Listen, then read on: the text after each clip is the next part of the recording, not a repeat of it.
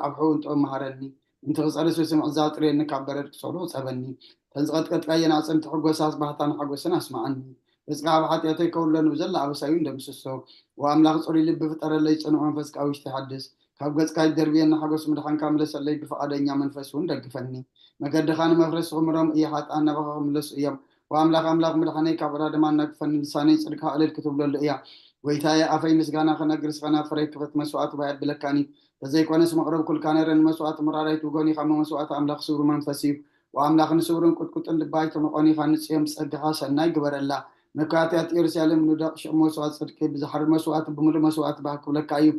شو عم مسوي خارح قرب الكاية محل له يا صلت جزيرة كاس نقصت نقصين أملاكين مسجانا قرب له حتى يعطيك حرق لك إلمنو على هو يسمع لنا أبونا بملاك سلام مزمور 230 أبير محركة حاونا دياكون محاري 230 حدن حبتنا رزنت مزمور 230 كلتن حبتنا مولو 200 مزمور داويت 230 سلستن حبتنا ترحساش ملاش مزمور داويت 230 أربعتن أدينا ممهر سالا مزمور داويت 230 شوعتن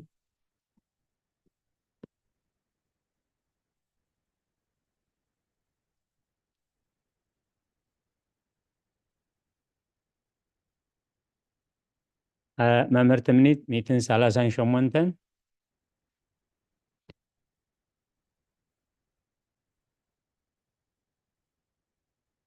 كيبي لكم آتيهم زلهم أدينا بري 240 حدن أدينا أين ألم مزمور داويت 240 كلتن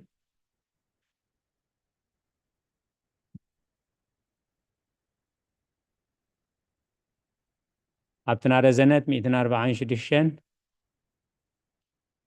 حبتنا مولو 240 شوعتن حبتنا ترحساش ملاش 240 شمونتن عاويل كتب سهلنا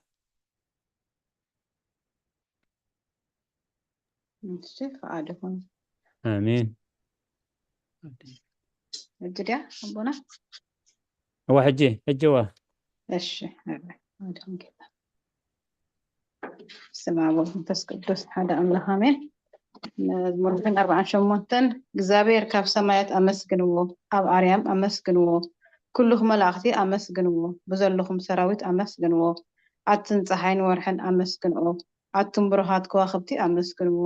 ኣቱም ናይ ሰማይ ሰማያት ኣብ ልዕሊ ሰማያት ዘለኹም ማያት ኣመስግንዎ ንሱ ኣዚዙ ተፈጢሮም እዮም እሞ ንስም እግዚአብሔር ኣመስግንዎ ንዘለዓለም ኣእምዎም ዘይሓልፍ ሕጊ ከዓ ሃብዎ ንእግዚአብሔር ካብ ምድሪ ኣመስግንዎ أتم جبلات بحر المعمقان كلهم أتم حون بلدن أصحيتان جمن قالوا تسلطوا هلوا بلا أتم مهران كرويتن كلهم فريتن أعوام تحدثاتن كلهم أراويد كل خاتكم إنسان لمم استبلوا نفرتي عوافن نقصات مدرن كلاتكم أحزابن مسافنتن كلاتكم فرت مدرن أقابزن قرابزتن عبيتن مسنا أشتو سمو بينو العليوم قرمو عبد علي سماين مدرن يمو بسم እግዚአብሔር መስግንዎ ንህዝቡ ቀርኒ አልዓለ ስለዚ ኩሎም ቅዱሳን ደቂ እስራኤል እቲ ዘቅርቦ ህዝቢ የመስግኖ አለው ሃሌሉያ آمين هللويا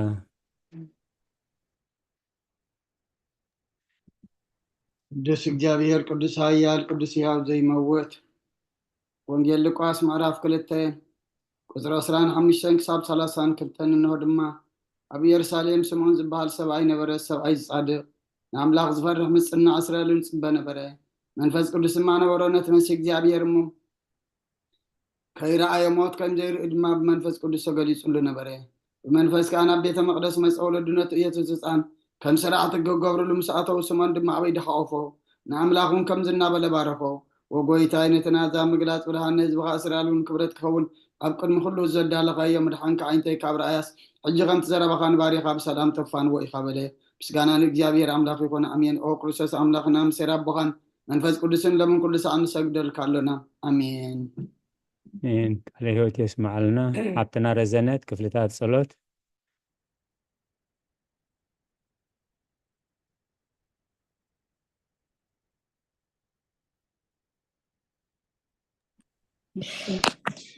إنه أبقني أتقنع فرادي خاون تدالي له أتي أمجا جايز حلف عدمين نخنانين نفردن بوقت لزخوني ببزح حتى يرعدن قد له كن كان نفسي جنا بمريت نبري خاب هالخص تنسعي مخنياتو مريت أم غابرة ودسوني أب موت كاز ذكرى يلبون أب جهنم ونزا مسكونة يلبون مو أب دكاستيكي تنسيكي ناب متحنكي بنسحة هو أملاخي محارننا دحننا النابلكي تمحتني أمين سبحان الله والمنفس قدس أمين الهوت يسمع لنا حبتنا ملو موائل سب زي ودا شي نوائل سب زي ودا إذا عالم نسيه كان نزال عالم زنبر انتزخو انسي بفسي متصوف زخوانا مخنيات مهالو كنيو كنكي تتعيف زخوانا تكبارات كن اتحمى كين أبقد ما اتحاقينيا زغلا أبعارات حاتيات تسطيحكي أبتشللتنيان كدعن سكاخي اللغي انت أي تتري يا مرسي أو خصوص أملاخي وتعزيز فرح فردخا سنبت نتزل على ما فردخا من بركخ بيت ملكتاوي مزرعاوي برهانكا انقد الله أنا حسن دموس أبعاراتي دك إساق ذلله أب هيواتي ون زي قدس خونكو نايتي تقبل كارت أبنات وموساد أفلبي نوعه وأملاخ أنا قبني أيام ما بلا اللي بلا الله أمين زن وزل فمي والعالم عالم أمين أمين الهوت يسمع لنا حاونا دكتور في الأي ونسيت دنجل ንጽሕቲ ድንግል ናብ ባርያኺ እቲ ቕልጡፍ ጸላል ረድኤት ክዘርግሒ እቲ ኣብ ሕልናይ ከም ማዕበል ዝገማጠል ክፉእ ሓሳባት ካባይ ኣርሕቕ እዮ ነታ ሕምንቲ ነፍሰይ ብኸንትነት ኣዝዩ ሓለዋታ ጠፊእዋ ኣሎ እሞ ናብ ጸሎትን ምንቓቕሕን ኣበግስ እያ ምኽንያቱ ንስኺ ከኣሊትን ምሕረት እትልምን ኣላይት ኣደን ኢኺ ኣደ ምንጪ ህይወት ንጉሰይን ኣምላኸይን ጐይታ ኢየሱስ ክርስቶስ ተስፋይ ኢኺ الهوت يسمع لنا أدينا ممهر سارة وقويتا بزاليت زيانا عمو الرابنا وقويتا بزاليت أتتبلوا أرمنا علي أوكي وقويتا بزاليت زيانا عمو بزي حاتيات كنحدر حلونا وعملا خبوتاتنا نسخا بروخيخا برخت كأزيو بزهيو قدس سمكام نزل العالم كبرز ملؤي آمين وقويتا كمتي أباخا توكلنا يزلنا مهرتك كام أنتكونلنا أنت كلنا أخا يصبع اللها نسخاخا أبوان نقبتهبون هو أملاخنا المدهانينا وتفاسفا كل وسنات مدرس معنا وقويتا نسخايخا كابزا عليت زين زل العالم تدهننا أنت وقبلنا آمين وقويتا بروخي خامو فردخا مهارني وقويتا بروخي خامو حق الندكار عني وقويتا بروخي خامو كبرخا برهالي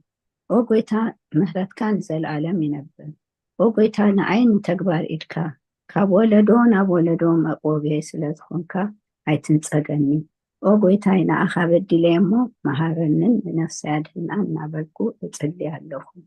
وقويتا أباخا توكيلي اللهم عدهنني فقادكا كقبركا مهارني نسخا أملاخي فالفالي هواتيخا ببرهان كادماينا برهان نري مهرت كان أبتون زفلقها كبرخا خانا بقنوات لبي تنسا سقان برختن مسكانا بحاج إنات كايم وقدمي عالم زنبركان نزل عالم تنبر زلخان أبون ودن منفس قدسن نعاخا مسكانا وداسين قرماني قبا لو من كل ساني زل عالم عالم آمين قولوا الجيتا بعخا مأمانا نسم كام زمارن سلنا يمو مهرتك أبصد صباح كنتك دما ليتي أزنت آمين قال هوت يسمع لنا آمين حبتنا ممهر تمنيت وداسي يسلس قدس وداسي سلس قدس እግዚአብሔር ቅዱስ ኃያል ቅዱስ ሕያው ዘይነው ካብ ቅዱስ ድንግል ማርያም ተወልደ መሐረና ቅዱስ እግዚአብሔር ቅዱስ ኃያል ቅዱስ ሕያው ዘይመውት ኣብ ዮርዳኖስ ተጠምቀ ኣብ ልዕሊ ዕፀ መስቀል ምእንታና ዝተሰቕለ መሐረና ቅዱስ እግዚአብሔር ቅዱስ ኃያል ቅዱስ ሕያው ዘይሞት ኣብ ሳልሳይ መዓልቲ ካብ ሙታት ምስጋና ናብ ሰማያት ዓረገ ኣብ የማናቱ ተቐመጠ ኣብ ሕያዋንን ሙታንን ክፈርድ ከም ብሓድሽ ክመጽእ እዩ። ኦ ጎይታ መሓረና ምስጋና ንኣቦን ወድን መንፈስ ቅዱስን ሎምን ኩሉ ሰዓት ንዘለኣለሙ ኣሜን።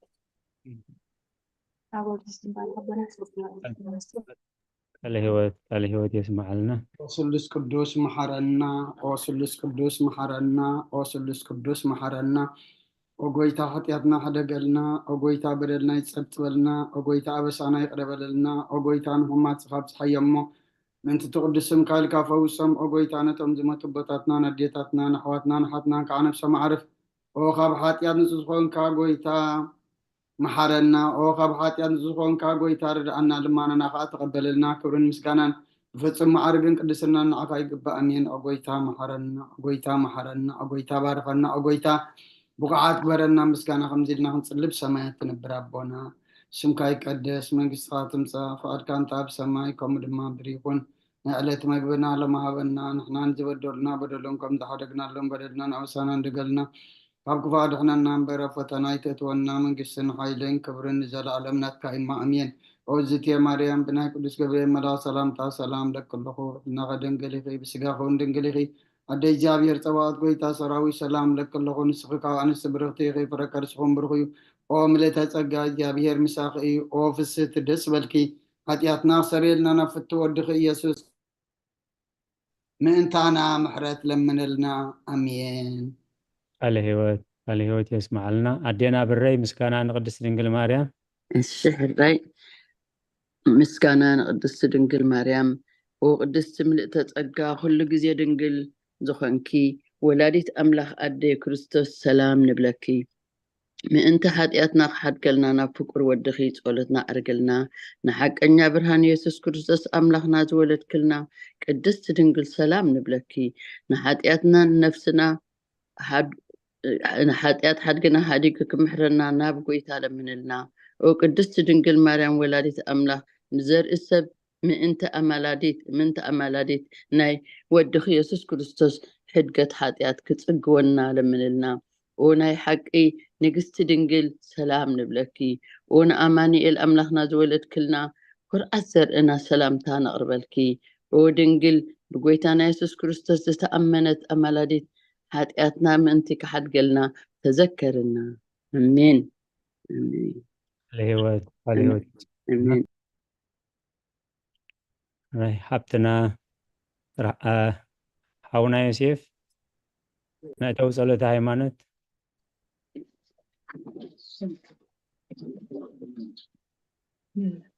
ሰላም ከመይ መሲኹም? እግዚአብሔር ይመስገን።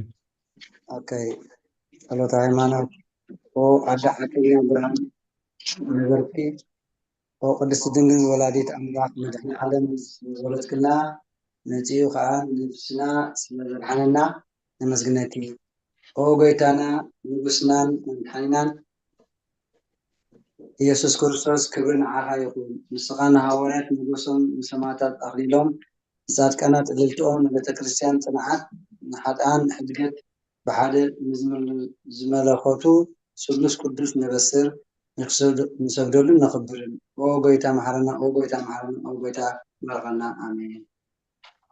አሜን። ቃለ ሕይወት የስማዓልና። ሓውና ዲያቆን መሃሪ ናይ ሃይማኖት ጸሎት። ናይ ሃይማኖት ጸሎት ኩሉ ብዝሓዘ ሰማይን ምድርን ዝረአን ዘይረአን ብዝፈጠረ ብሓደ እግዚኣብሔር ኣብ ንኣምን። ብሓደ ጎይታ ብኢየሱስ ክርስቶስ ዓለም ከይተፈጥረ ምስኡ ህሉ ብዝኾነ ወልዲ ኣብ ዋህዱን ንኣምን። ካብ ብርሃን ዝተረኽበ ብርሃን ካብ ሓቀኒ ኣምላኽ ዝተረኽበ ኣምላኽ ዝተወልደ እምበር ፍጡር ዘይኮነ ብመለኮቱ ምስ ኣብ ማዕረ ዝኾነ ኩሉ ብኡ ዝተፈጥረ ብዘይካኡ ግና ኣብዚ ምድሪ ዘሎ ይኹን ወይስ ኣብ ሰማይ ዘሎ ምንም ዝተፈጥረ የልቦን። ምእንታና ምእንቲ ሰብ ምእንቲ ምድሓንና ካብ ሰማያት ዝወረደ ብመንፈስ ቅዱስ ካብ ቅድስቲ ድንግል ማርያም ስጋ ለበሰ ሰብ ኮነ። ሰብ ኮይኑ ድማ ብዘበን ጴንጤናዊ ጲላጦስ ምእንታና ተሰቕለ፣ ሓመመ፣ መከራ መስቀል ተቐበለ፣ ሞተ፣ ተቐብረ። ኣብ ቅዱሳት መጽሓፍቲ ተጻሒፉ ከም ዘሎ ድማ ኣብ መበል ሳልሳይ መዓልቲ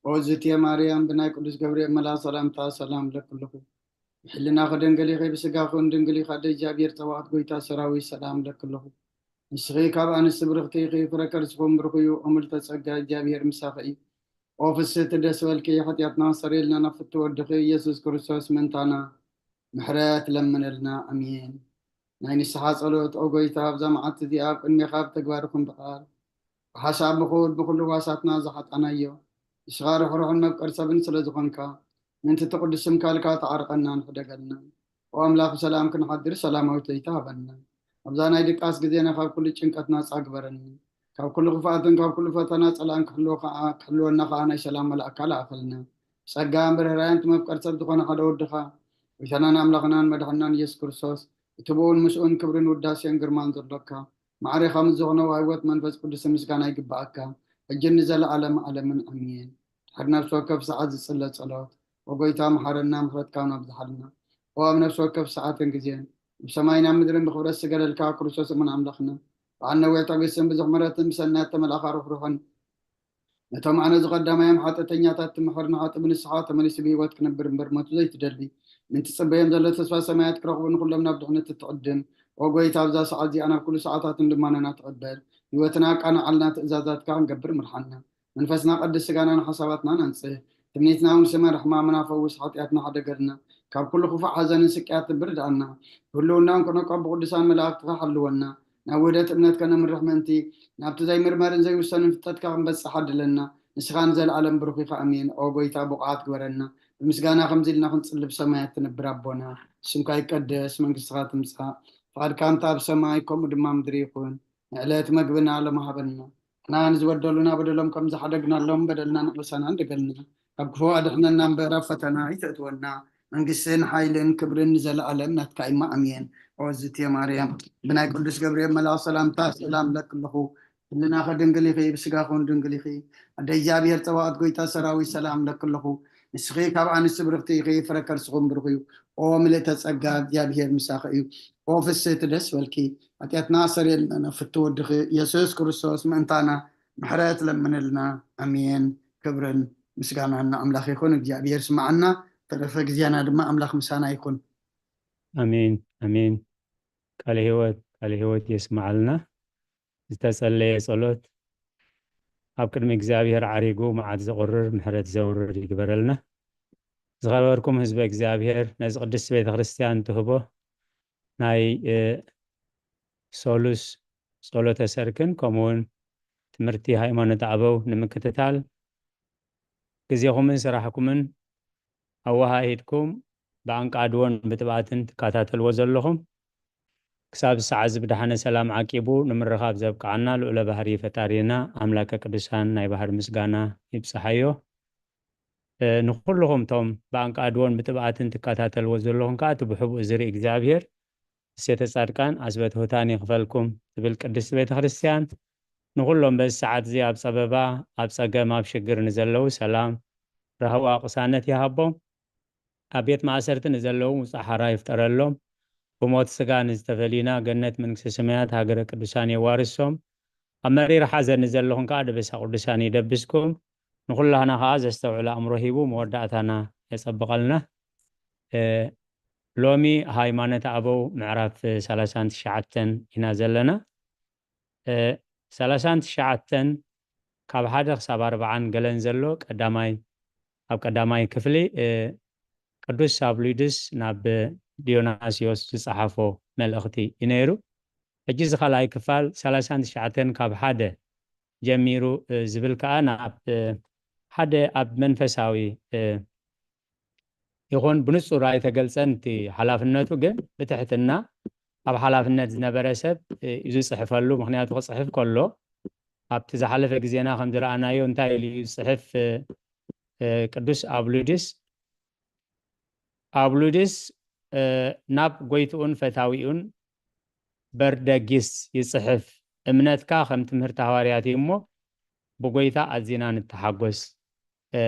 إلي يصحف له أبزم عرافينا زلنا أب كسري 10 شدشة أتويلنا نيرنا أب كسري 10 شدشة حدا نايتي ملغتي أبزي صحافة له ካብ ሰማያዊ ስጋ ሰብ ኣብታ ምድራዊት ሰብ ሓደረ ኣይበሉን ታይዳ ካብ ሰማይ ዳግማዊ ኣዳም እሞ እቲ ስጋ ዘይብሉ ቃል ሰማያዊ ስለ ዝኾነ በአምሳሉ ሰማያውያን ክገብረና ካብ እግዝእትነ ማርያም ሰብ ኮነ ኣብዚ አይና ጠጠው ኢልና ነርና በአምሳሉ ሰማያውያን ክገብረና ካብ እግዝእትነ ማርያም ሰብ ኮነ ዕላማ ተሰጋውነቱ እንታይ እዩ ንዝብል እዩ ዘገልጽ ሎሚ ካብ 17 ክንጅምር ኢና ኣብ 17 ኣቦና ኣበይ መላከ ሰላም ወንጌል ዮሐንስ ምዕራፍ 8 ካብ 12 ክሳብ 14 ሓውና ዲያቆን መሐሪ ወንጌል ዮሐንስ ምዕራፍ 10 ቁጽሪ 9 ሃብተና ተረሓሳሽ መላሽ ግብረ ሐዋርያት 2 ካብ 24 ክሳብ 29 ሃብተና ረዘነት ቀዳማይ ቆሮንቶስ ምዕራፍ 15 ካብ 53 ክሳብ 57 ነባቡ እንታይ ዝብል ንሕና ምድራውያን ከዓ ከምቲ ንሱ ጎይታ ክብሪ ክንሱ ኣብ መስቀል ብሞት ዝመሰለና ንሕና እውን ንወዲ እግዚአብሔር ክንመስል ተጸዊዕና ኢና ንሱ ከም ንኩሉ ሰብ ሞት ክቃራነዮ ዘይክእል ንሞት ዘጥፍእ ንዓለም ካብ ብርሃን ህይወት ዝህብ እዩ ንዓና ድማ ኃይለ ዓወት ሃበና ሰቃላት እግዚአብሔር ዝተመስገነ ይሁን ወንጌል ዮሐንስ ምዕራፍ 8 ካብ ቁጽሪ 12 ክሳብ 14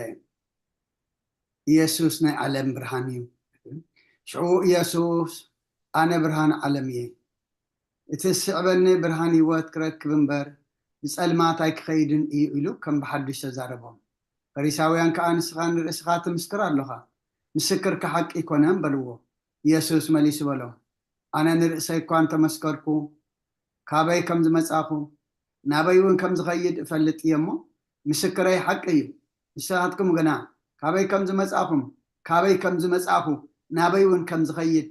ኣይትፈልጡን ኢኹም الهوت يسمع لنا ወንጌል ዮሐንስ ምዕራፍ 10 ቁጥሪ 9 እቲ ደገ ኣነ እየ ብኣይ ዝኣቱ ክድሕን ከኣቱን ክወፅእን መጓሰይ እውን ክረክብ እዩ አሜን ስለቃላቱ እግዚአብሔር ዝተመስገነ ይሁን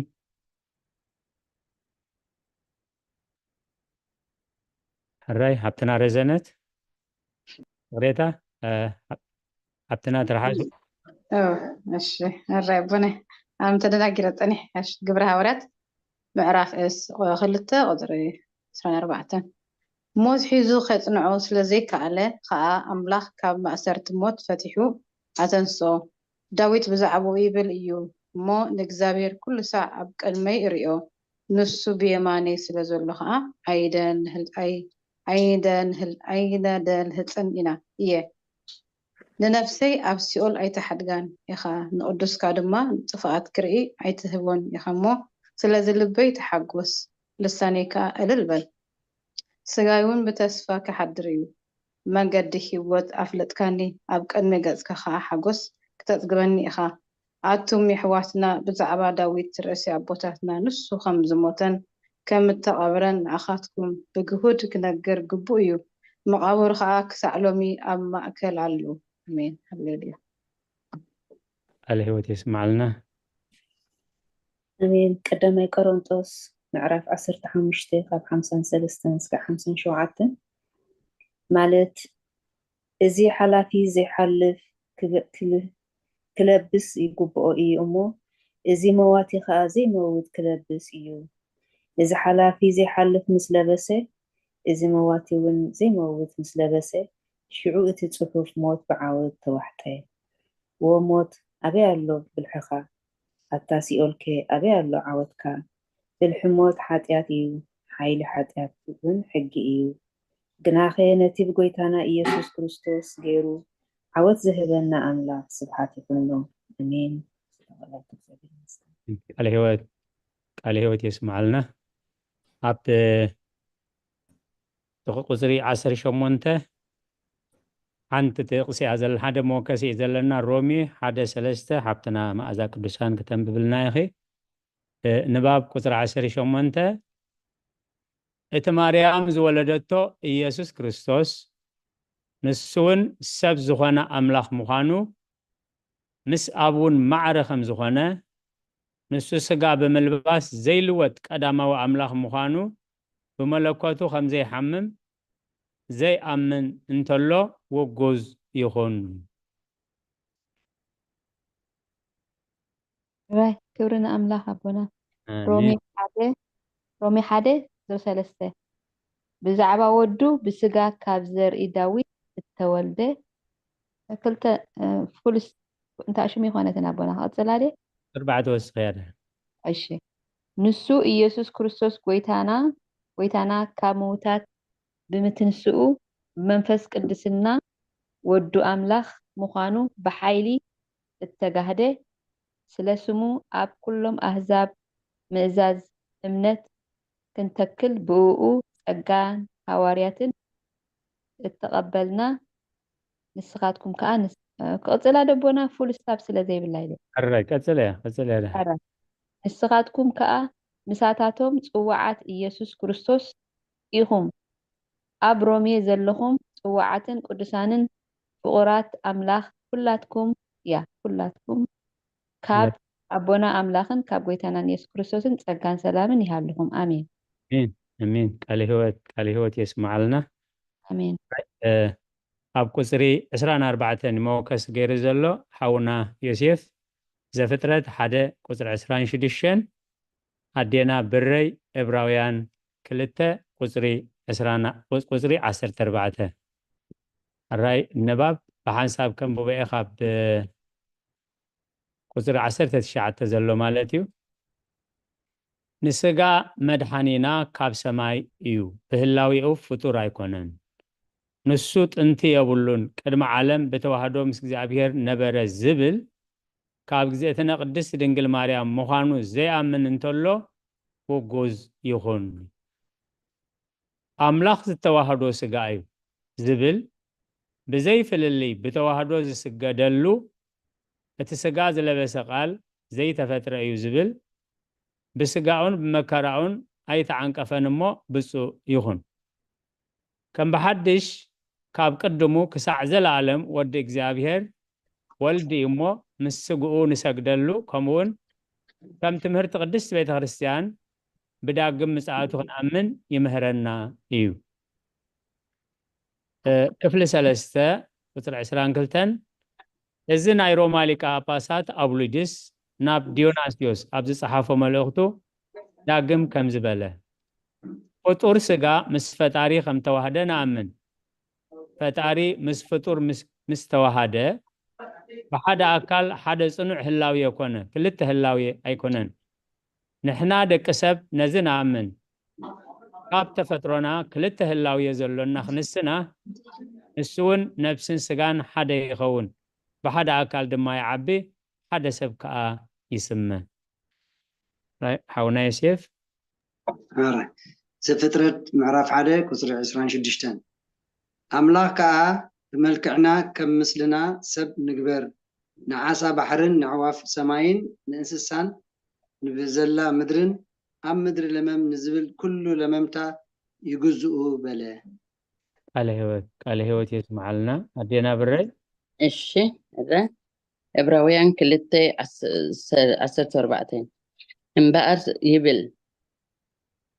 إنبقر سبحك نزار أبراهام العلوم إنبر نملا أختس العلوم من أمه وتمولد بدمن بسجان كابزي حبرس بومت نتحيل موت أب إيدو زحزين من أنت خسعر نسون ديابلوس إيو نتم فرهات موت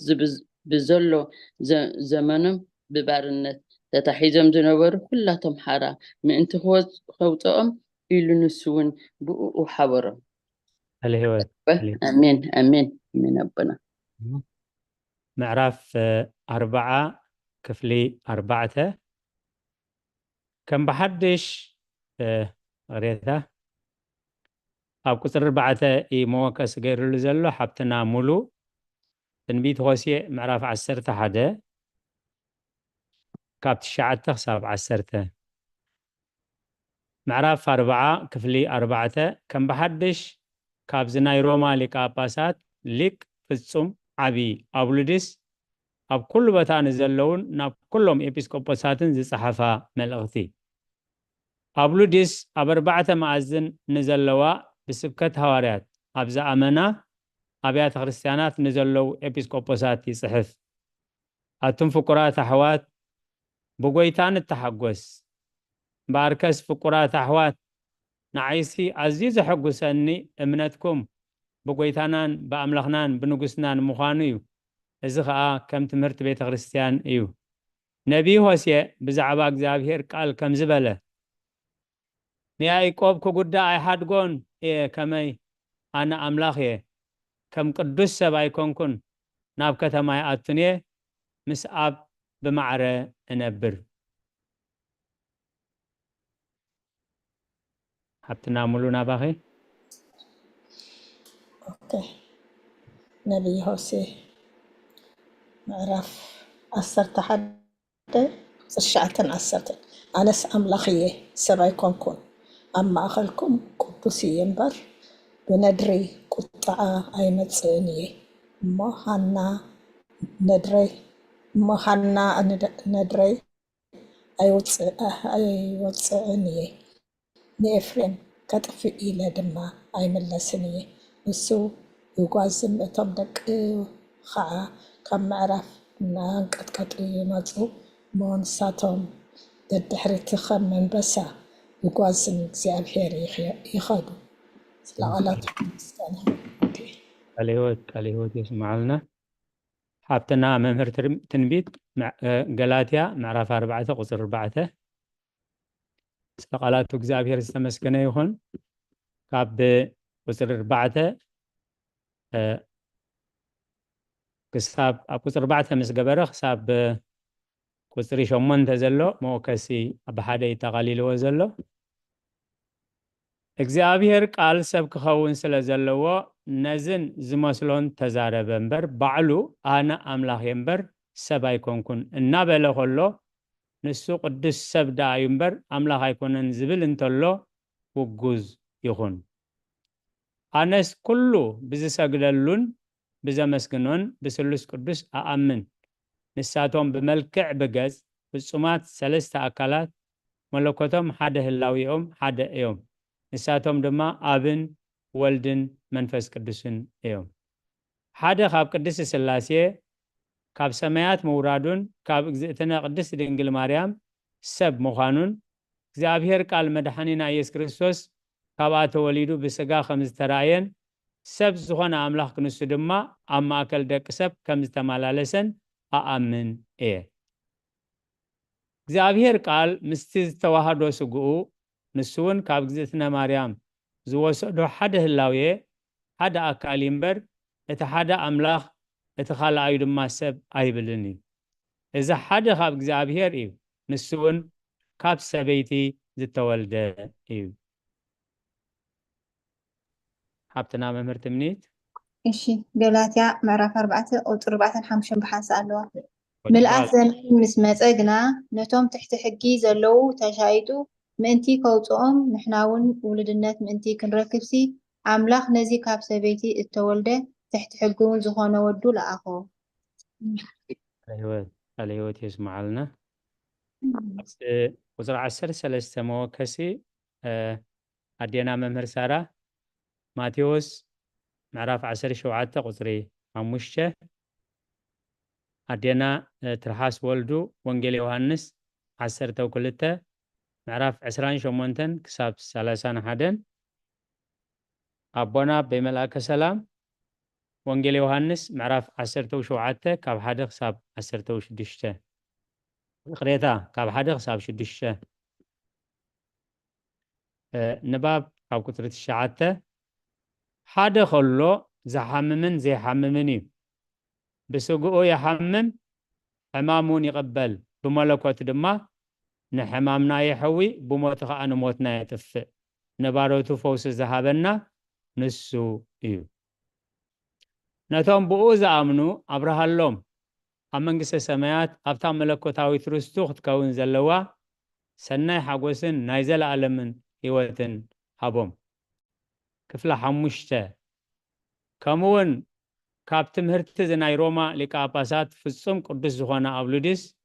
ንጎይታና ንመድሓኒና ኢየሱስ ክርስቶስ ብዛዕባ ተዋህድኡ ኣብ ዝተዛረቦ ከም ዝበለ ኣኽብረኒ ክብል ከሎ ቃል ካብ ስጋ ተሰምዐ፣ እቲ ዝተገልጸሉ ክብሪ ከዓ ብስጋ እዩ። ከመይ እቲ ካብ ሰማይ ዝመፀ ቃል ምእንቲ ኩላትና እዩ፣ እቲ ሰብ ዝኾነ ኣምላኽ ከዓ ሓደ እዩ። ብድሕሪ እዚ ብነገር ወሲኹ በቲ ዓለም ከይተፈጥረ ኣባኻ ዝነበረኒ ክብሪ በለ። በዚ ድማ ኩሉ ሳዕ መለኮቱ ሙሉእ ምስጋና ምዃኑ የረድእ። ስለ ቃላት እግዚአብሔር ዝተመስገነ ይኹን። ኣዴና መምህር ሳራ ወንጌል ማቴዎስ ቁጥሪ 12 ድያ ምዕራፍ 17 ቁጥሪ 5 ኦኬ ገና ክዛረብ ከሎ እንሆ ብሩህ ደበና ኣብ ጉልበቦም እንሆ ከዓ ካብቲ ደበና ዝፈትዎ ወደይ ብእኡ ዝሰመርኩ እዚ እዩ ንኡ ስምዕዎ ዝብል ድምፂ መፀ። ቃል ህይወት አሜን። ቃል ህይወት ተስማዓና። ወንጌል ዮሃንስ 12:28-31 ኣቦ ንስምካ ኣኽበሮ ሽዑ ካብ ሰማይ ኣነ ኣኽቢረዮ ኣለኹ ከም ብሓድሽ እውን ኣኽቢረዮ እየ ዝብል ድምፂ መፀ። ሽዑ እቶም ደው ኢሎም ዘለዉ ህዝቢ እዚ ሰሚዖም ንጉንዲ እዩ በሉ። ገሊኦም መልኣኽ እባ ደኣ ተዛረቦ በሉ። ኢየሱስ መሊሱ በሎም እዚ ድምፂ እዚ ምእንታኻትኩም እዩ ዝመፅእ እምበር ምእንታይ ኣይኮነን። ፍርዲ እዚ ዓለም እዚኣ ሕጂ በፅሐ ገዛኢ እዚ ዓለም እዚኣ ሕጂ ክወፅእ ንወፃኢ ክድርበ እዩ። ስለ ቃላት እግዚአብሔር ተመስገን ይኹን። አሜን። ቃል ህይወት የስማዓልና። ኣቦና ብመላከ ሰላም ዮሃንስ ምዕራፍ 17 ካብ ቁፅሪ 1 ክሳብ 6 ኢየሱስ ምእንቲ ደቀ መዛሙርቱ ከምዚ ጸለየ። ኢየሱስ ዝተዛሪቡ ኣዒንቱ ናብ ሰማይ ቋሕ ኣቢሉ በለ፣ ወኣቦይ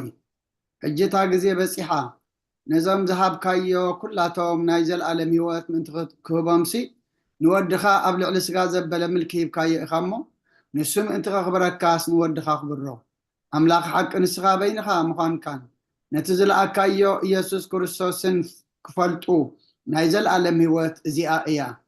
ኣነ ነቲ ክገብሮ ዝሃብካን ንግብሪ ፈፂመ ኣብ ምድሪ ኣኽበርክኻ። ወኣቦይ ሕጂ ድማ በቲ ዓለም ከይተፈጥረ ኣባኻ ዝነበረኒ ክብሪ ኣባኻ ኣኽብረኒ። ነዞም ካብ ዓለም ዝሃብካኒ ሰባት ስምካ ገለጽ ከሎም ናትካ ነበሩ ንዓይ ሃብካኒ ቃልካ እውን ሃለዉ። ቃል ህይወት የስማዓልና። ሓውና ዲያቆን መሃሪ ወንጌል ዮሃንስ ምዕራፍ 1 ካብ 14 ክሳብ 18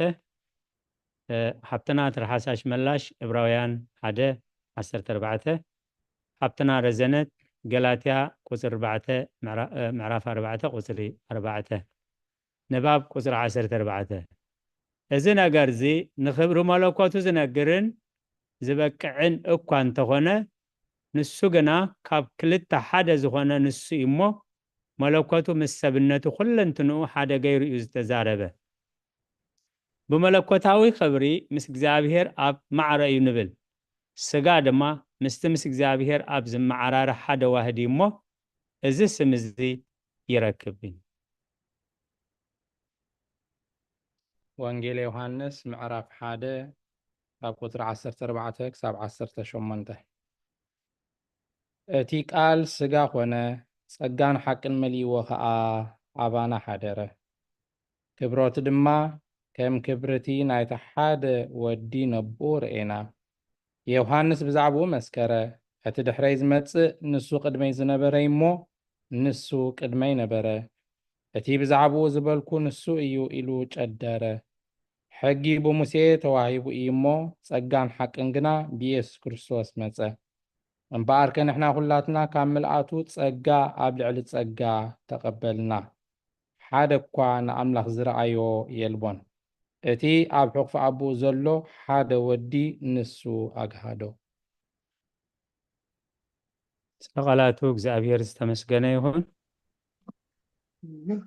ቃል ሕይወት ትስማዓልና መራይ ዕብራውያን ምዕራፍ 1 ቁጥሪ 14 ኩላቶም ዶ ነገልገልቶም እቶም ምድሓን ክወርሱ ዘለዎም ዝለኣኹ መናፍስቲ ኣገልገልቶም ናይኮኑን። ቃል ሕይወት ሓብትና ረዘነት ገላትያ ምዕራፍ 4 ቁጥሪ 4 ምልኣት ዘመን ምስ መፀ ግና ነቶም ትሕቲ ሕጊ ዘለዉ ተሻይጡ ምእንቲ ከውፅኦም ንሕና እውን ውልድነት ምእንቲ ክንረክብሲ ኣምላኽ ነዚ ካብ ሰበይቲ ተወልደ ትሕቲ ሕጊ እውን ዝኾነ ወዱ ለኣኾ። ቃል ሕይወት የስማዓልና። ሓብትና መዓዛ ቅዱሳን ትንቢት ኢሳያስ ምዕራፍ 9 ቁፅሪ 6-7 ሓውና ዮሴፍ ወንጌል ማቴዎስ ምዕራፍ 1 ቁፅሪ 22 ክሳብ 24 ኣዴና ብረይ ፊልጵስዩስ ምዕራፍ 2 ካብ 5 ክሳብ 11 ንባብ ቁፅሪ 16 ከምቲ ምስ ኣብ ማዕረ እዩ ዝበልናዮ ስጋና ስለ ዝለበሰ ድማ ምስ ሰብ ማዕረ እዩ። ምስኡ ሓደ ገይሩ ምስጋና ብምልባሱ ስለ ዝተመዓራረየና ከዓ መለኮት ሰብኣዊ ስም ይረክብ። ስለ ቃላቱ እግዚአብሔር ተመስገነ ይሁን። ሓብትና መዓዛ ቅዱሳን هرّي ክብርና ኣምላኽን ህፃን ተወሊድልና ወዲ ተዋሂብና እዩ እሞ እቲ ግዝኣት ከዓ ኣብ መንክቡ እዩ። ስሙ እውን ግሩም መካር ብርቱዕ ኣምላኽ ኣቦ ዘለዓለም መስፍን ሰላም ክስምዕ እዩ። ኣሜን። ቃል ሕይወት የስማዓልና። ሸውዓተ ኢልኩም ነርኩም ቦናይ ብፍርድን ብጽድቅን ካብ ሕጂ ክሳዕ ዘለዓለም ምእንቲ ክጸንዓን ክቆማንሲ ኣብ ዝፋን ዳዊትን ኣብ መንግስቱን ዕብየት ግዝኣቱን ሰላሙን መወዳእታ የብሉን። ቅንዓት እግዚአብሔር ጎይታ ሰራዊት ነዚ ክገብር እዩ። ኣምላኽ ይመስገን። አሜን። ቃል ሕይወት የስማዓልና። ሓውና ዮሴፍ ወንጌል ማቴዎስ ምዕራፍ 1 ካብ 22 ክሳብ 24 እዚ ኩሉ እቲ እግዚአብሔር ብነቢዩ እተዛረቦ ክፍፀም ኮነ ከምዚ ዝብል እንሆ ድንግል ክትጠንስ ወዲ እውን ክትወልድ እያ ስሙ ከዓ ኣማኑኤል ክብልዎ እዮም ትርጉሙ ኣምላኽ ምሳና እዩ። ዮሴፍ ካብ ድቃሱ ተንሲኡ መልኣኽ እግዚአብሔር ከም ዝኣዘዞ ገበረ ንማርያም ሕፂቱ ወሰዳ። ስለቃላቱ እግዚአብሔር ዝተመስገነ ይሁን። ኣዴና ብረይ እሺ ፊልጵ 2:5-11 እቲ ኣብ ክርስቶስ ኢየሱስ ዝነበረ ሓሳብ ኣባኻትኩምን ይሃለኹም 11 ጽባላ እዩ ሕረ 11 ብሓደ ኣለዋ። ስለዚ ከዓ ኣብ ሰማያትን ኣብ ምድርን ኣብ ትሕቲ ምድርን ዘሎ ኩሉ ብርኪ ካብ 5 ጀሚርክን 6 ኩለንተን ብምልአን ሕራ እሺ ሕረ መሲልኒ مش تاخد كده ما إتي أب كريستوس يسوع نبر حسب أباخاتكم يحلو نسو بملك أملاك نسو نتمأر أملاك مخانو كم من زا أيو ملك عبارة وسيدو رؤسو أحسره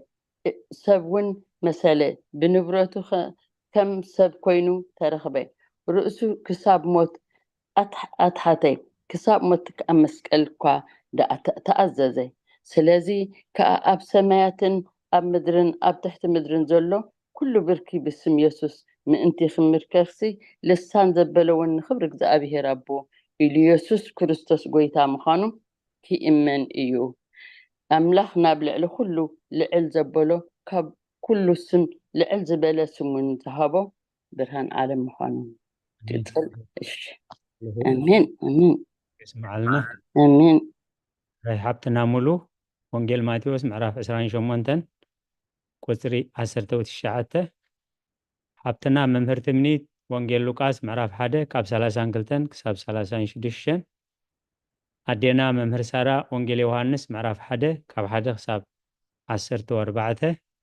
أبونا هجاي تمنن سوري حراي أدينات رحاس ولدو وانجيل يوحنس كاب حد معرف حدا خاب حدا خساب 14 أبونا بملاك سلام وانجيل يوحنس معرف 10 قصر 30 حاونا دياكون محاري قداماي كورنثوس معرف 8 قصر 6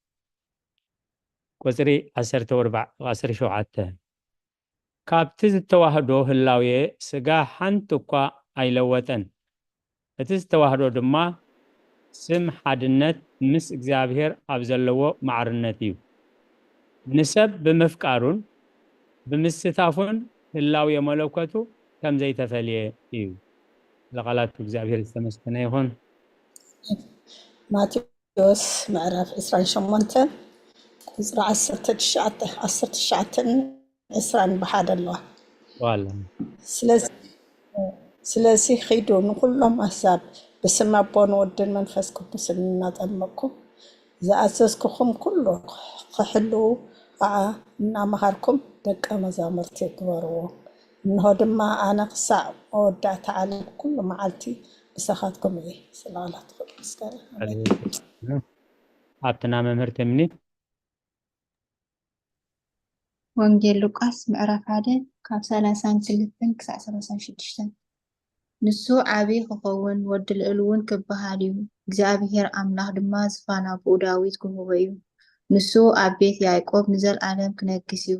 መንግስቱ ከዓ መወዳእታ የብላን ማርያም ድማ ነቲ መልኣኽ እዚ ኸ ሰብኣይ ከይፈለጥኩስ ከመይ ኢሉ ክኸውን እዩ በለቶ እቲ መልኣኽ ከዓ መሊሱ መንፈስ ቅዱስ ክወርደኪ ሓይሊ ልዑል እውን ከጽግለኪ እዩ ስለዚ ከዓ እቲ ዝውለድ ቅዱስ ወዲ ኣምላኽ ክበሃል እዩ 36 በሓንሳ ኣለዋ እነሆ ኤልሳቤጥ እታ ዘመድኩካ ንኣምላኽ ዝሰኣኑ ነገር ስለዘየልዎ ኣብ እርግናኣ ወዲ ጠኒሳላ ነታ መኻን እትበሃል እዚ ወርሒ ሳድሳያ እዩ በላ ቃል ህይወት ይስማዓልና أدينات رحاس ولدو أبيت وانجيل يوحنس معرف حدا كب حدا كسب 14 قال بمجمرتا نبري اتقال أب أملاخ نبري اتقال وين أملاخ نبري زي بمجمرتا كب أملاخ نبري بقو كل خاني كب تزخانة زبالة دما زي كو زخانة يلبون هيوات أبو نبرت اتا هيوات كعبرهان سب نبرت برهان وين أب صلمات يبره صلمات كن أي حازون يوحنس السمو سبعي أب أملاخ تلعيخو تنسعي كلهم بقو ناب أمنت منتك بصحو زعبا برهان كمسكر نسون مسكر مزعي زعبا برهان داخ مسكر مزعمبر نسوس برهان أي نبرن اتي نفس وكف سب زبره برهان حكي ناب عالمي مزع نبري أب عالم نبري عالم أون بقو خانت عالم جنا يفلطتون نابتهم ناتو مزعي اتهم ناتو خاا يتقبلون نتم اتقبلوا زبلوخ كلهم بسمو لزعمنا جنا ولد أملاخ كخونو مسل هبهم نساتهم كاب أملاخ امبر كاب دم وي كاب فقاد سقا وي كاب فقاد سبعي زي تولدو اليوم اتي قال سقا خوني سقان حقا ملئيو خا أبانا حدري كبرتو دما كم كبري نايتي هذا ودو نبؤو أرئن نبؤو رئينا أمين سلا على تكبر مسكنا نعرفه أمين قال هيوت يسمعلنا أبونا بملاك سلام نباهم ወንጌል ዮሐንስ ምዕራፍ 10 ቁጽሪ 30 ኣነን ኣቦን ሓደ ኢና قال هيوت يسمعلنا ቀዳሜቲ መልእክቲ ጳውሎስ ናብ ሰብ ቆሮንጦስ ምዕራፍ 8 ቁጥሪ 6 ንዓናስ ኩሉ ካብኡ ዝኸውን ንሕና እውን ንዕኡ እንኸውን ሓደ ኣምላኽ ጥራይ ኣቦ ኣሎና ኩሉ ብኡ ዝኸውን ንሕና ከዓ ብኡ እንኸውን ሓደ ጎይታ እውን ኢየሱስ ክርስቶስ ኣሎና قال هيوت يسمعلنا الراي زخبركم حزب እግዚአብሔር ናብ ናይ መዝሙር ግዜና በፂሕና ኣለና ምናልባት ድሕሪ ኢልኩም ዝኣተኹም ሎሚ ካብ ሃይማኖት ኣበው ምዕራፍ 39 ካልኣይ ክልተ ዞ ካልኣይ ክፋል ካብ 39 ቁፅሪ 17 ጀሚርና ምዕራፍ 40 ከዓ بملؤ ኢና ማለት እዩ ክሳብ 17 እዩ ዝውድእ ነዚና ሪእና ራይ ስለ ቃላቱ እግዚአብሔር ዝተመስገነ ይኹን ኣዴና ትረሓስ ወልዱ ሓብትና ትምኒት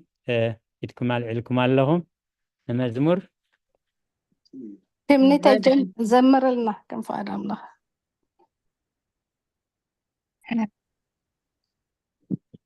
ከም ፍቃድ ኣምላኽ ንኣምን በስላሴ ትብል መዝሙር ነዛትም ክናምን ከይጉሳ ከዘምር ስምዐ መንፈስ ቅዱስ ሓደ ኣምላኽ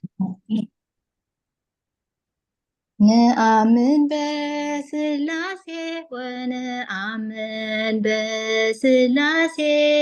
سلاسي يوم عالم زفترو سلاسي يوم كبيرهم زنبرو سلاسي يوم مستيرنا امنتنا سلاسي يوم ترجم هلاوينا نآمن بسلاسي ونتآمن بسلاسي سلاسي يوم عالم زفترو سلاسي يوم كبيرهم زنبرو سلاسي يوم مستيرنا امنتنا سلاسي يوم ترجم هلاوينا سلاسي عبد واتات مورين كلو أبراهام سلاسي كبرينا يغيتو ريو بمقرام سلاسي كقلقلو ميلون أو مسكربة سلاسي مستير سلستنة تابيتو رخبة نآمن بسلاسي ونتآمن بسلاسي سلاسي يوم عالم زفترو سلاسي يوم كبيرهم زنبرو سلاسي يوم مستيرنا امنتنا سلاسي يوم ترجم هلاوينا سلاسي مستير نخعزب تأمت كون بسماي سلاسي نخلو ختم الجب رخب قوة حي سلاسي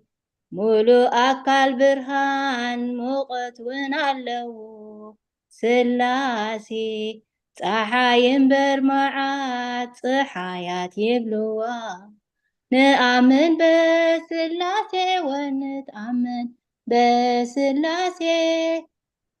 سلاسي يوم عالم زفترو سلاسي يوم كبيرهم زنبرو سلاسي يوم مستيرنا امنتنا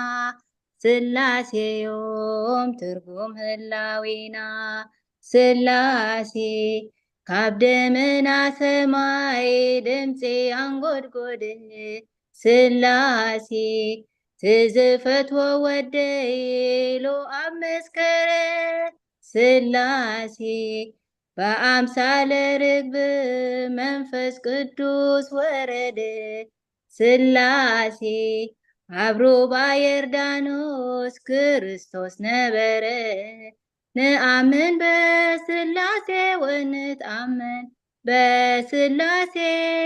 سلاسي يوم عالم زفترو سلاسي يوم كبيرهم زنبرو سلاسي يوم مستيرنا امنتنا سلاسي يوم ترجم هلاوينا سلاسي مستيرنا سلاسي كميو زيت بلو سلاسي كمي غيركم يقوم أقالهم تبدلو سلاسي بملكوت حدا بأكل سلسة سلاسي عين بلنينا كلتا وياربعته نآمن بسلاسي ونتأمن بسلاسي سلاسي يوم عالم زفترو سلاسي يوم كبيرهم زنبرو سلاسي يوم مستيرنا امنتنا سلاسي يوم ترقم هلاوينا نآمن بسلاسي ونتأمن بسلاسي سلاسي يوم عالم زفترو سلاسي يوم كبيرهم زنبرو سلاسي يوم مستيرنا امنتنا سلاسي يوم ترقم هلاوينا سلام مزمرو እግዚአብሔር አክባሪ ይመስገን ስለስተዋለን ዕድል የመስገን آمين ክብረት ሃበለይ ሙሉ ሃብተይ ከዓ ሶሪ ዓሉ ስለዚ ኣትያ ቀዲመኪ ሪታ ካለ ህይወት ይስማዕ ክብረት ሃበለይ ካለ ህይወት ይስማዕ ሁልጊዜ ከተሰምርሉ ከተገልግልሉ መንበርኪ በሓዳር ክብደክ ከተሓጎሲ نأمن بسلاسي ونتأمن بسلاسي سلاسي يوم علم زفترو سلاسي يوم كبيرهم زنبرو سلاسي يوم مستيرنا ابنتنا سلاسي يوم ترقوم هلاوينا كابت زنبر أزماش مالتي سلقالاتو እግዚአብሔር ዝተመስገነ ይሁን كل ጊዜ ካብቲ ኣብ ኣገልግሎትና ልክዕ ምሳና ዝሳተፈ ሓብትና ሃና خالومي زفترت 18 وصري كلتا هي سديدات لنا الله زتعمو كم ببلنا يخيلي زتعمو إيش دعمن يا بونا زفترت كندي زفترت 18 وصري خلته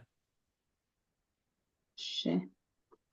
أنتو أقوى حبلة إنه دما سلسة سبعي أبكرنيو دو إلهم رأي مثل رأيهم دما كاب أف دقة اتي دمبان كقبلو قوي نامدرخ سجدة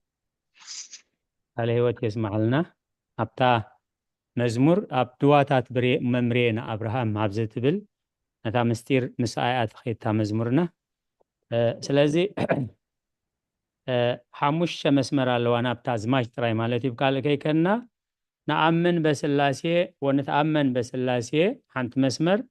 سلاسي يوم عالم زفترو سلاسي يوم كبيرهم زنبرو سلاسي يوم مستيرنا امنتنا سلاسي يوم ترقم هلاوينا زبلاين انت واحدة حانت تقصي كان قمت اللنينا تقداميتي نأمن بسلاسي ونتأمن بسلاسي تبل مالتي أبونا حبيت تدحى قديمات النمو تقدم بدها يترحسن الرش أنا وأنت تقصي حسب وأنا بونا ما أذا سوري ترحس حبتي يقول يوحنا قدام أخلو يقولنا يسوع كريستوس مدحانينا أبوها إنه زفوته ودي نعسم أوتبل بأمثال رقبيت كيرو ناي سلستنة خمس جلسة بدمسن بودون بمنفس قدسن إحنا بزي حدا أملاك إننا نأمن إتا تقصدن بعلهم تحبزني أبتنا يتأمكن أنا قلت أنا ختم أخلو بأمثال رقبيت كا اللي هو تسمعنا أبتنا مع ذاك الشان وانجيل ماتيوس معرف سلسته كاب 10 شوعة تخصف في السامية مالتي قال هو يسمع لنا آمين እግዚአብሔር ይደግፍካ ካብ 16 ሃውና ዲያቆን መሐሪ ካብ 16 ልደግፍን ሞ እግዚአብሔር ይደግፍካ ወንጌል ማቴዎስ ምዕራፍ 16 ምዕራፍ 3 ካብ 16 ክሳብ ፍጻሜ ዘሎ ብዛዕባ ኣብ ዮርዳኖስ ጎይታናን መድሓኒናን ኢየሱስ ክርስቶስ ከም ዝተጠመቐን እግዚአብሔር ኣቦ ከዓ ዝፈትዎ ወደይ ንዕስም ወይሉ ከም ዝመስከረን الرأي بتعمل سبو ما ذاك دسان حبتنا الرأي ترحس حبتنا الساعة بلاني رمو دحين كم فقط عمله خس كساعة مساعد خيط هنا رومي عرف شوعة معرف حدا أطر شوعة تدلا ده تمكن اللهم مثلني دحين كمل سبونا الساعة يعني رمو دحين كمل الرأي سبو الرأي نأمن بسلاسي ونتأمن بسلاسي أبزا قدامي مسمر ماتيوس 28 ካብ 19 ክሳብ 20 ዘሎ ጎይታናን መድሓኒናን ኢየሱስ ክርስቶስ ቅድሚ ዕርገቱ ነዚ ሕጂ ቤተ ክርስቲያን ከም መሰረተ እምነት ገይራ ኣብ ጥምቀት ንጥቀመሉ ዘለና ስለዚ ኺዱ ንኩሎም ኣህዛብ ብስም ኣብን ወልድን መንፈስ ቅዱስን እናጥመቕኩም ዝኣዘዝኩኹም ኩሉ ክሕልው ከዓ እናመሃርኩም ደቀ መዛሙርቲ ግበርዎም እንሆ ድማ ኣነ ክሳዕ መወዳእታ ዓለም ኩሉ መዓልቲ ንሳኻትኩም ስለ ቃላቱ እግዚአብሔር ዝተመስገነ ይኹን። ስላሴዮም ዓለም ዝፈጠሩ ስላሴዮም ከቢሮም ዝነብሩ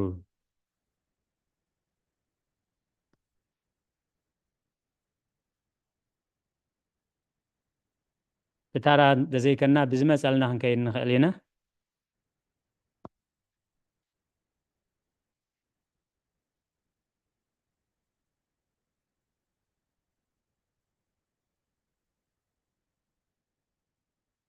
الرأي نقصل سلاسيهم علم زفترو سلاسي علم كم زفترو سي كما يعبينا نرخبو مصحف قدس نمهارو زلنا نعربنا تها حزنا سلاسي علم فتيروم ددايلناس أبقال مع مصحف قدس أبينا نرخبو أب زفترات معرف كندي معرف هذا معرف هذا قدر كندي ካብ ቁጥሪ 1 ኣምላኽ ብመጀመርታ ሰማይን ምድርን ፈጠረ ምድሪ ድማ በረኻን ጥርያን ነበረት ጸልማት ከዓ ኣብ ጽባለኸ ወላ ክትቅጽልና ምእንቲ ኣብዚኣ እሞ እግዚአብሔር እንዳሉ ዝብል ዘሎ እምበር መዓስ ስላሴ ይብላሎ ኢሎ ዝሓትት ክህልወና ክመጻና ክእል ንዓና ክንፈልጦ ነቶም ዝመልሱና ከዓ ክንምልሰሎም ምእንቲ ጽብቕቲ ኣብ ኣላኽ ጽብቕቲ ኣለኸ ንእሽተይ ክትውስኽላ ኢለ ቃል በመጀመርታ ኣብ ዮሐንስ ምዕራፍ 1:1-3 ቃል በመጀመርታ ነበረ እቲ ቃል ድማ ኣብ ኣምላኽ ነበረ እቲ ቃል እውን ኣምላኽ ነበረ እዚ በመጀመርታ ኣብ ኣምላኽ ነበረ ብኡ ኩሉ ኾነ ካብቲ ዝኾነ ዘበለ ድማ ብዘይ ብኡ ዝኾነ የልቦን ቃል ህይወት የስማዓልና ኣብትና መምህርትን ሚት ኣብታ ዝነበርኪ ኣብታ ዘፍጥረት ኣብ ቁጥር 26 ምስ በጻሕና ኣምላኽ ከም መልክዕና ከም ምስልና ሰብ ንግበር በለ ይብል ማለት ሰብ ንግበር ከም መልክዕና ከም ምስልና ካብ ሓደ ንላዕሊ ምዃኑ ይገልጽ በለ ክብል ከሎ ከዓ ንሓድነቱ ይገልጽ ማለት እዩ ኣብታ ቀዳመይቲ ሃና ሓብታ ዝናሰደደትልና ከዓ እቲ ከም መልክዕና ከም ምስልምና ዝብል ነበረ እግዚአብሔር ከዓ እንሆ እግዚአብሔር ንኣብርሃም ተገልጸሉ ምስ በለ ሰለስተ ሰባት ከዓ ነበሩ ኢሉ ሓድነቱን ሰለስትነቱን ይገልጽ ብጣዕሚ ጽቡቕ ዝያዳ ክነጽር ኢለየ ማለት እዩ ከምኡ ኢሎም ካሓቱናስ ስላሴዮም ከቢሮም ዝነብሩ ስላሴዮም ከቢሮም ዝነብሩ ሎሙ ተነቢባ ሃልና ነርና እንተዘኪርናያ ክልተ ግዜ ትኸውን ተነቢባ ነራ ስላሴዮም ከቢሮም ዝነብሩ ናይ ስላሴ ክብሪ ናይ ባህሪኦም እዩ ናይ ስላሴ ክብሪ ከም ህላዊኦን መጀመርታን መወዳእታን የብሉን ስለዚ ኣብ ቃል ኣምላኽ ስላሴ ከቢሮም ከም ዝነብሩ ኣበይና ንረኽቦ ቅልጥፍ ንበል ነቲ ግዜና ክንጥቀመሉ ምእንቲ ምክንያቱ ኩሉ ግዜ ነንብቦ ንዝምሮ ንፅሕፎ ነስተንትኖ ኩሉ ቀዳማይ ተቐዳመይቲ ምንጪ ማለት እዩ እንታይ ይብል ኣሎ እንታይ ኢና ንብል ዘለና ብርግፅ ክንፈልጦ እታ ካልኣይቲ ከዓ ካበይ መበቆሉ ምንጪ ናይቲ ነንብቦ ናይቲ ንዝምሮ ዘለና ካበይ ታሳልሰይቲ ከዓ ንዓይ እዚ መዝሙር እዚ ንዓይ ዝንባብ ናይ ሎሚ ንዓይ እንታይ ምስ ህይወተይ ከመይ እዘን ሰለስተ እዚአን እንድሕር ኣስተንቲና እቲ ነንብቦ እቲ ንዝምሮ ኩሉ ግዜ ንበረኸት ንዕብየት ክኾነልና እዩ ማለት እዩ ኣራይ ስላሴዮም ከቢሮም ዝነብሩ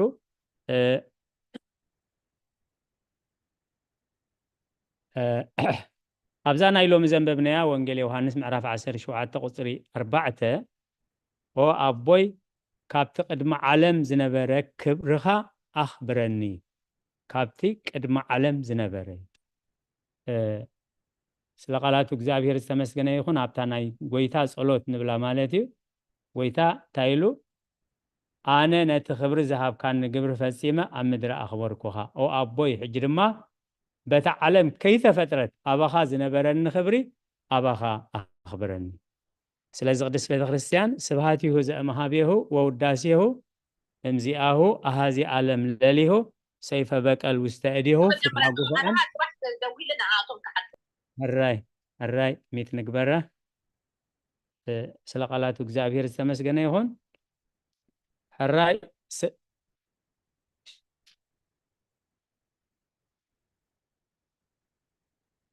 أنا دما أبتا سلاسي يوم عالم زفترو اتبل إيه حساب كبدليه تقيسكم ما يكون درجة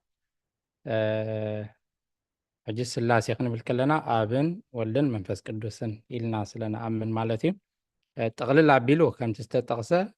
أملاخ بمجمرتا سماين مدن فتر إلو سلازي أملاخ فتر مقانو أبز فترة حدا تتقيسات سنيحة نجي أملاخ إلو تقلل عبيلو مغناتا حدا أملاخ سلازلنا أب ولد منفس قدوس إلنا حدا أملاخ نبل بتناصل أبن ولدن منفس قدوسن أب بينو تقسي فترتي مقانوم أب فتاري ولد فتاري منفس قدوس فتاري زبالهم بتناصل نعين كتقسن سلدلو خير بزعبا እግዚአብሔር አብ ሎሚ ስለስተነበበት ንዓኽ ተቅስ ደለ ብዙሕ ተቕስል ለና እንታይ ትብል ኣላ ኣብ ቀዳሜት መልእክት ጳውሎስ ናብ ሰብ ቆሮንጦስ ምዕራፍ 8 ቁጥሪ 6 ንዓናስ ኩሉ ካብኡ ዝኸውን ንሕና እውን ንዕኡ እንኸውን ሓደ ኣምላኽ ጥራይ ኣቦ ኣለና ኩሉ ካብኡ ዝኸውን እንጂ ኩሉ ካብኡ ዝኸውን እንተይሉ ካልእ የለን ማለት እዩ ብጀኩ ፈጣሪ የለን ኩሉ ካብኡ እዩ ኮይኑ ሓደ ኣቦ ኢሉ ከዓ أملاخ علنا إلى حدا أملاخ تراي أبو علنا إلو تقيسوا أب فتار مخانو ولد دما أبزي 44 مهار لنا المغور معلتات رينا يعني رأينا ملك باولوس نفسه كولوسي معرف حدا وترى 15 ولد فتاري مخانو أب جزا جيزة تركبنا لعليلنا ننببو أنا غابت وترى 15 بباع نسو ملكعت زير أملاخ بخور كل فترتون إيو أب سماياتن أم مدرن زلو زرقن زيرقن زفانات كونا ويس قويتنت حلقنت ويس سلطانات كله بقو تفتيرو علمو كله بقو نعون إيو التفترة إيلو بزعبا قويتانان مدحانينان إيسوس كريستوس كله بعلو 5 فترة كأ ولد فتار مخانو يزارب مالتي فتاسال سيت كأ منفس قدوس فتاري مخانو أب إيوب معرف 33 قصري 4 منفس أملاخيو زفترني استنفاس اتو كل زخئل إيو هيوت زهابني بمبال منفس أملاخيو زفترني إلو منفس أملاخ منفس قدوس فتيرني بلالو أب ولد منفس قدوسن هذا أملاخ فتاري مخانو سلاسي يوم عالم دفترو اتبل تغسي نايت عمزموري صني لكم سلاسة معكم نكزابير صني لي سمعكم هيك قال هوت يسمع لنا أونا يكون مهاري زمن أقلقلوت كايبارخ نابز عبي معرق قوت كانت كايب صحكا الرئيس لقالاتو እግዚአብሔር ተመስገነ ይሁን ኣብዚ መዝሙርና ሓሳባት ተለና ክሰማዓኩም ወናብቲ ናይ ሎሚ ኣርእስትና ክንከይድ ሎሚ እንታይና ተማሂርና ሎሚ እንታይና ኣስተንቲና እንታይ ተረዲእና ካብዚ ናይ ሎሚ ማዕረ ማዕሪኡ ከዓ ኣብዚ ናይ ሎሚ ዘይተረዳእና ነገር ዘይበራህልና ነገር እንታይ ኣሎ ተወሳኺ ሓሳባት ንጉባኤ ይጠቅም ይንብሎ ካብ ናይ ሎሚ ሰማዕናዮ ዘንበብናዮ ኣነ ተረድየ የለኹሞ ንጉባኤ ከዓ ክጠቅም ይኽእል እዩ ንብሎ ነገር ኣብዚአን ካብዚ ዝጠቐስኮ ካልወፃውን እግዚኣብሔር ዘብርሃልኩም እቲ ግዜ ናይ ጉባኤ እሞ ናብ ጉባኤ ይወፍዮ ኣለኹ እቲ ናይ ቅዱሳን ኣቦታትና ኣጽናፋዊት ሃዋርያዊት ቤተ ክርስቲያን ትበሃል እቶም ኣቦታት ክጽሕፍዎ ከለዉ ቤተ ክርስቲያን ክትቅበሎ እንተደኣ ኮይና እቶም ኣቦታት ጽሒፎም ናብ ኩለን ናብተን ኣብያተ ክርስቲያናት ብጎይታ ዝኣምና ኣብያተ ክርስቲያናት ኣብቲ ግዜት ዝነበራ 4 ወንበር ዝበሃላ ማለት እዩ ናብአን ልእክዎ ኩሎም አንቢቦሞ ተረዲኦሞ ፀኒሖም ኣብታ ኣኼባ ዝተገብሩሉ ከዓ ዝእረም ኣሪሞም ዝውሰኽ ወሲኾም ዝጉደል ኣጉዲሎም ቅቡል ዝገብርዎ ማለት እዩ ስለዚ እቲ ቅዱሳት መጻሕፍቲ ሃይማኖት ኣበው ክንብል ከለና ሓደ ጳጳስ ሓደ ኤጲስቆጶስ ዝፀሓፎ ዘይኮነስ ብከምዚኦም ዝቕበልዎ ነይሮም ማለት እዩ ስለዚ ሓብትና ሓና እግዚአብሔር ዘመን አገልግሎታ ይባርኽ ኣብ ቆሎስየ ምዕራፍ 1 ቁጥሪ 16 ሰዲዳ ሃልና ኣላ ኣብ ሰማያትን ኣብ ምድርን ዘሎ ዝርአን ዘይርአን ዝፋናት ኮነ ወይስ ጎይትነት ሕልቅነት ወይስ ስልጣናት ኩሉ ብኡ ዝተፈጥረ ኣሎሞ ኩሉ ብኡን ንዑን ዝተፈጥረ ቃል ህይወት የስማዓልና ዘመን አገልግሎት ይባርኽ ሓና ሓብትና حراي سلازي اتي أجابا بصححفهم بتخريستيان بخمية تدالو نيرا بخميك تصدقو نيرا كم ممرحي بتخريستيان كوينو نتعب قدوس مصحف زلو سلازي قدوس أبلوديس انتا يزقبر كم دحج نحريو سنحنا ناب كلهم نابتهم عالم زلو إبسكوبوسات يصحفو حدا خابت ملأختنا يلومي مو بزعبا لومي إذا أستنتينا إذا ترديني إذا فليتا إذا أي برهالي نبلو تجزيه خير اللهم جزينا خنت كمالو نابجو بقى سجاجر الله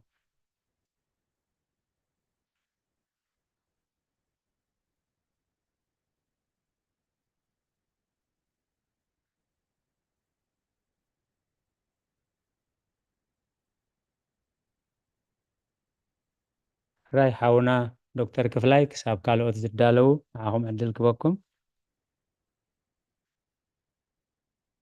إيش الرأي أبوي مرقته يعني اللي قصري عصرت شوعته نحنا مدراويان كم تنسو قويتا كريك نسو أبئس أمسكال بموت زمسلنا نحنا عون نودي اكزي أبهير كنمسل تسويعنا إنا نسو كم نخل سب متكي قرانايو زيكل نموت ذات فئ نعلم كابرهان هو ذهب إيو نعنا دما حيل عاوت ذهبنا إيو كمتي أبوي مريقيتا زنبولنا أب يوحنس نعرف شو من تقصر عصر تغلطة زتنبلنا إيسوس أنا برهان عالم إيه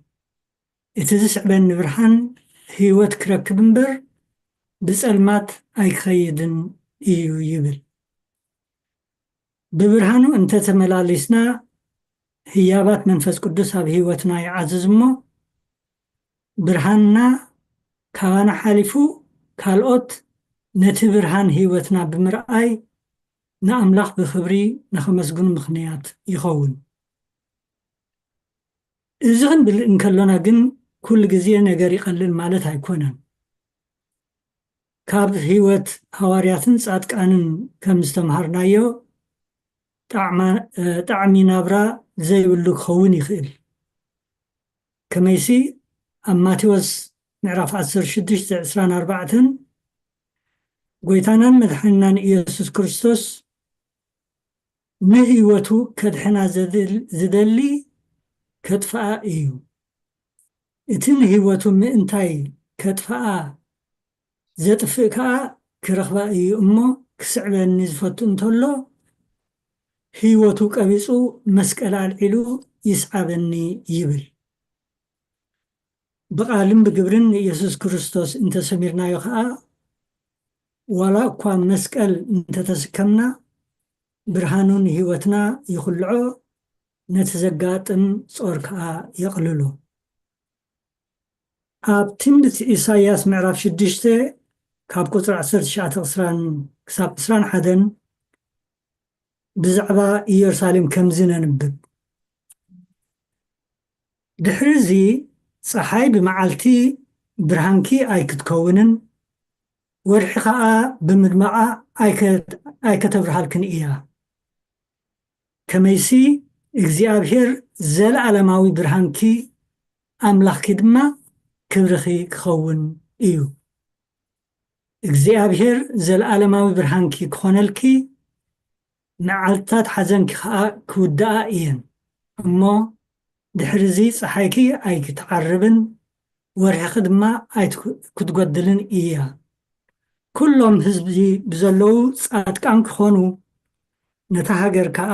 ንዘለዓለም ክወርሷ እዮም። ንሳቶም ንኽብረይ ዝኸውን ጨንፈር ተኽለይ ግብሪ ኣእዳወይ እዮም ይብል። ብርሃንና እግዚኣብሔር ንዝኸውን ከዓ ግዜ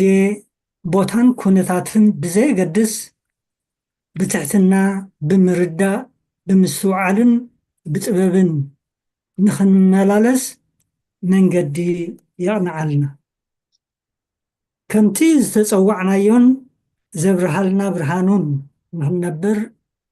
ዝበቅዕ ህይወት ክንነብር ኣምላኽ ይሓግዘና። የቐኒለይ ክብሪ ሃበለይ ኣባኹም ኣቦና። አሜን አሜን አሜን። ቃለ ህይወት የስማዓልና ቃለ ህይወት የስማዓልና። ናይ ብሓቂ ዓብይ ኣስተንትኖ እዩ። ሓውና ዶክተር ክፍላይ መበገሲ ዝገበርዎ ኣብ መስቀል ብሞቱ ዝመሰለና ንሕና እውን ንወዲ እግዚኣብሔር ክንመስል ተፀዊዕና ኢና። እዛ ተፀዊዕና ኢና ዝብል ብቃልን ብግብርን እንተሲዒብናዮ ኢሎም ኣሽም ገይሮማ። ንሕና ምድራውያን ከዓ ከምቲ ንሱ ጎይታ ክብሪ ክንሱ ኣብ ዕፀ መስቀል ብሞት ዝመሰለና ንሕና እውን ንወዲ እግዚኣብሔር ክንመስል ተፀዊዕና ኢና። ንሱ ከም ንኩሉ ሰብ ሞት ክቃራነዮ ዘይክእል ንሞት ዘጥፍእ ንዓለም ከዓ ብርሃን ህይወት ዝህብ እዩ። ንዓና ድማ ሓይሊ ዓወት ዝህበና ንሱ እዩ። ስለ ቃላቱ እግዚአብሔር ዝተመስገነ ይኹን። ስለዚ እግዚአብሔር መስገን ዓብይ ኣስተንትኖ እዩ። ኣብ ዕፀ መስቀል ብሞቱ ዝመሰለና ንሕና እውን ንወዲ እግዚአብሔር ክንመስል ተፀዊዕና ኢና። ስለዚ ንወዲ እግዚአብሔር ክትመስል ምፅዋዕካ ኣብ ከምዚ ሕጂ ረኺብናዮ ዘለና ጥጡሕ መድረኽ ኣውደ ምህረት ጥራይ ዘይኮነ ዋጋ ከም ዘኽፍል ከዓ ክገልጹልና ፀኒሖም ማለት እዩ። ንዑ ክንመስል ተኾይንና ዋጋ ክንከፍል ከዓ ድልዋት ክንከውን። ምክንያቱ ኣብ ሲራክ እንታይ ኢሉ ዘሎ ምዕራፍ 3 ንእግዚአብሔር ከተገልግል እንተዳደሊኻስ ነፍስኻ ንመከራ ኣዳልዋ እዩ። ስለዚ ካብ ቃል ጎይታ ኣብ ወንጌል ዮሃንስ ምዕራፍ 16 ቁፅሪ 24 ሓውና ዶክተር ክፍላይ ዝገለጽዋ እንታይ እዩ? ክስዕበኒ ዝደሊ ነፍሱ ይቕበጽ መስቀሉ ኣልዒሉ ከዓ ኣብ ፀፅባሕ ይሰዓበኒ። ሰብ ኩሉ ዓለም ረቢሑ ነፍሱ እንተጥፍአ እንታይ ይጠቕሞ? ሰብ ከበጃ ነፍሱ እንታይ ዘይመሃበ። ስለዚ ንዑ ክንመስል እንተደኣ ኮይንና ክንከፍሎ ዘለና ዋጋ ከም ዘሎ ነዚ ንኸፍሎ ዘለና ዋጋ ከዓኒ ኣነ ብርሃን ዓለም እየ ዝበሎ ገሊፆምልና እዮም ኣብ ትንቢት ኢሳያስ እቶም ዝፅበይዎ ከመይ ክመስመል ብርሃን ከም ዘለዎም ነቲ ምእንቲ ክብሪ ስሙ ምእንቲ እምነት ምእንቲ ድሕነትና ኢልና ንኸፍሎ ዋጋ ከዓ ሰማያውን ምድራውን ዝኾነ ሚእቲ ከዕበት ከም ዝህበና ከዓ ኣተስፊዮምና እሞ ቃለ ህይወት የስማዓልና። ሰበና አገልግሎትኩም ይባርክ። ሕራይ ካልኦት ካብዚ ናይ ሎሚ ዘንበብናዮ ዝተገልጸልና ዝሰማዕናዮ ዝበረሃልና ዘስተንተናዮ ወይ ከዓ አንቢብናዮ ዘይተረዳእና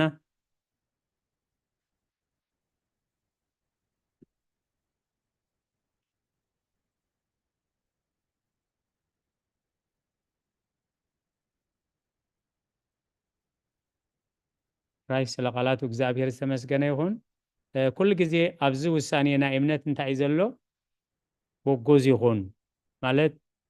ንሕና ከምዚ ኢና ንኣምን ዘይኮነስ እዚ ካብ ቃል ኣምላኽ ዝንዝን እዩ። ከምተን ቁፅርታት ንሪአን ዘለና እቲ ማርያም ዝወለደቶ ኢየሱስ ክርስቶስ ንሱውን ሰብ ዝኾነ ኣምላኽ ምዃኑ ምስ ኣቡን ማዕረ ከም ዝኾነ ንሱ ስጋ ብምልባስ ዘይልወጥ ቀዳማዊ ኣምላኽ ምዃኑ ብመለኮቱ ከም ዘይሓምም ዘይኣምን እንተሎ ወጎዝ ይኹን። እቲ ኣብ ጉባኤ ንቅያ ዝተፃሓፈ ኣርዮስ ዝበሎ ሓደ ካብቲ ወልዲ ፍጡር እዩ እምበር ፈጣሪ ኣይኮነን።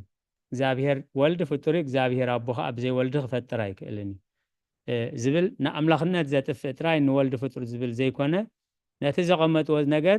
እቲ ቅኑዕ እምነት እዚ እዩ። በዚ እምነት እዚ ክኸይድ ዘይደሊ ግን ነብሱ ፈሊሎ ተፈልዩ እዚ ዓይነት ውሳኔ እዮም የሕሊፎም ማለት እዩ። ስለዚ እተን ግዘት ዝበሃላ ግዘት ዝበሃላ እዘን ኣብ ሃይማኖት ኣበው ተቐሚጠን ዘለዋ ኣብ መወዳእታ እውን ክንሪኦ ኢና መፅሓፈ ግዘት ኢሎም እዚ እምነትና ነዚ እምነት ዝሰግድ ግን ካብዚ እምነት እዚ ፍሉይ እዩ እዚኣ ውሳኔ እዮም ዝወሲኖም ማለት እዩ ስለ ቃላቱ እግዚአብሔር ዝተመስገነ ይኹን ሕራይ ካብዚ ናይ ሎሚ ዘንበብናዮ ሰማዕናዮ ዝተረዳእና ዘስተንተናዮ ዘለና ሕቶታት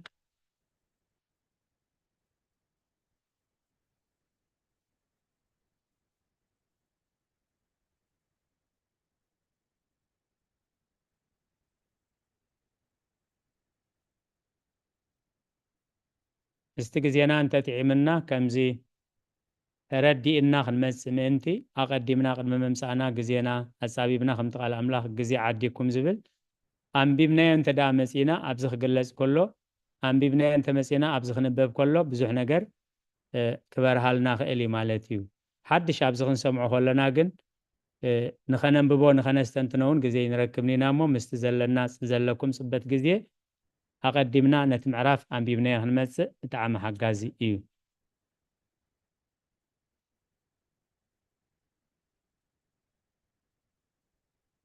ሕራይ እቲ ግዜ ናይ ጉባኤ እዩ ነቲ ግዜና ክንጥቀመሉ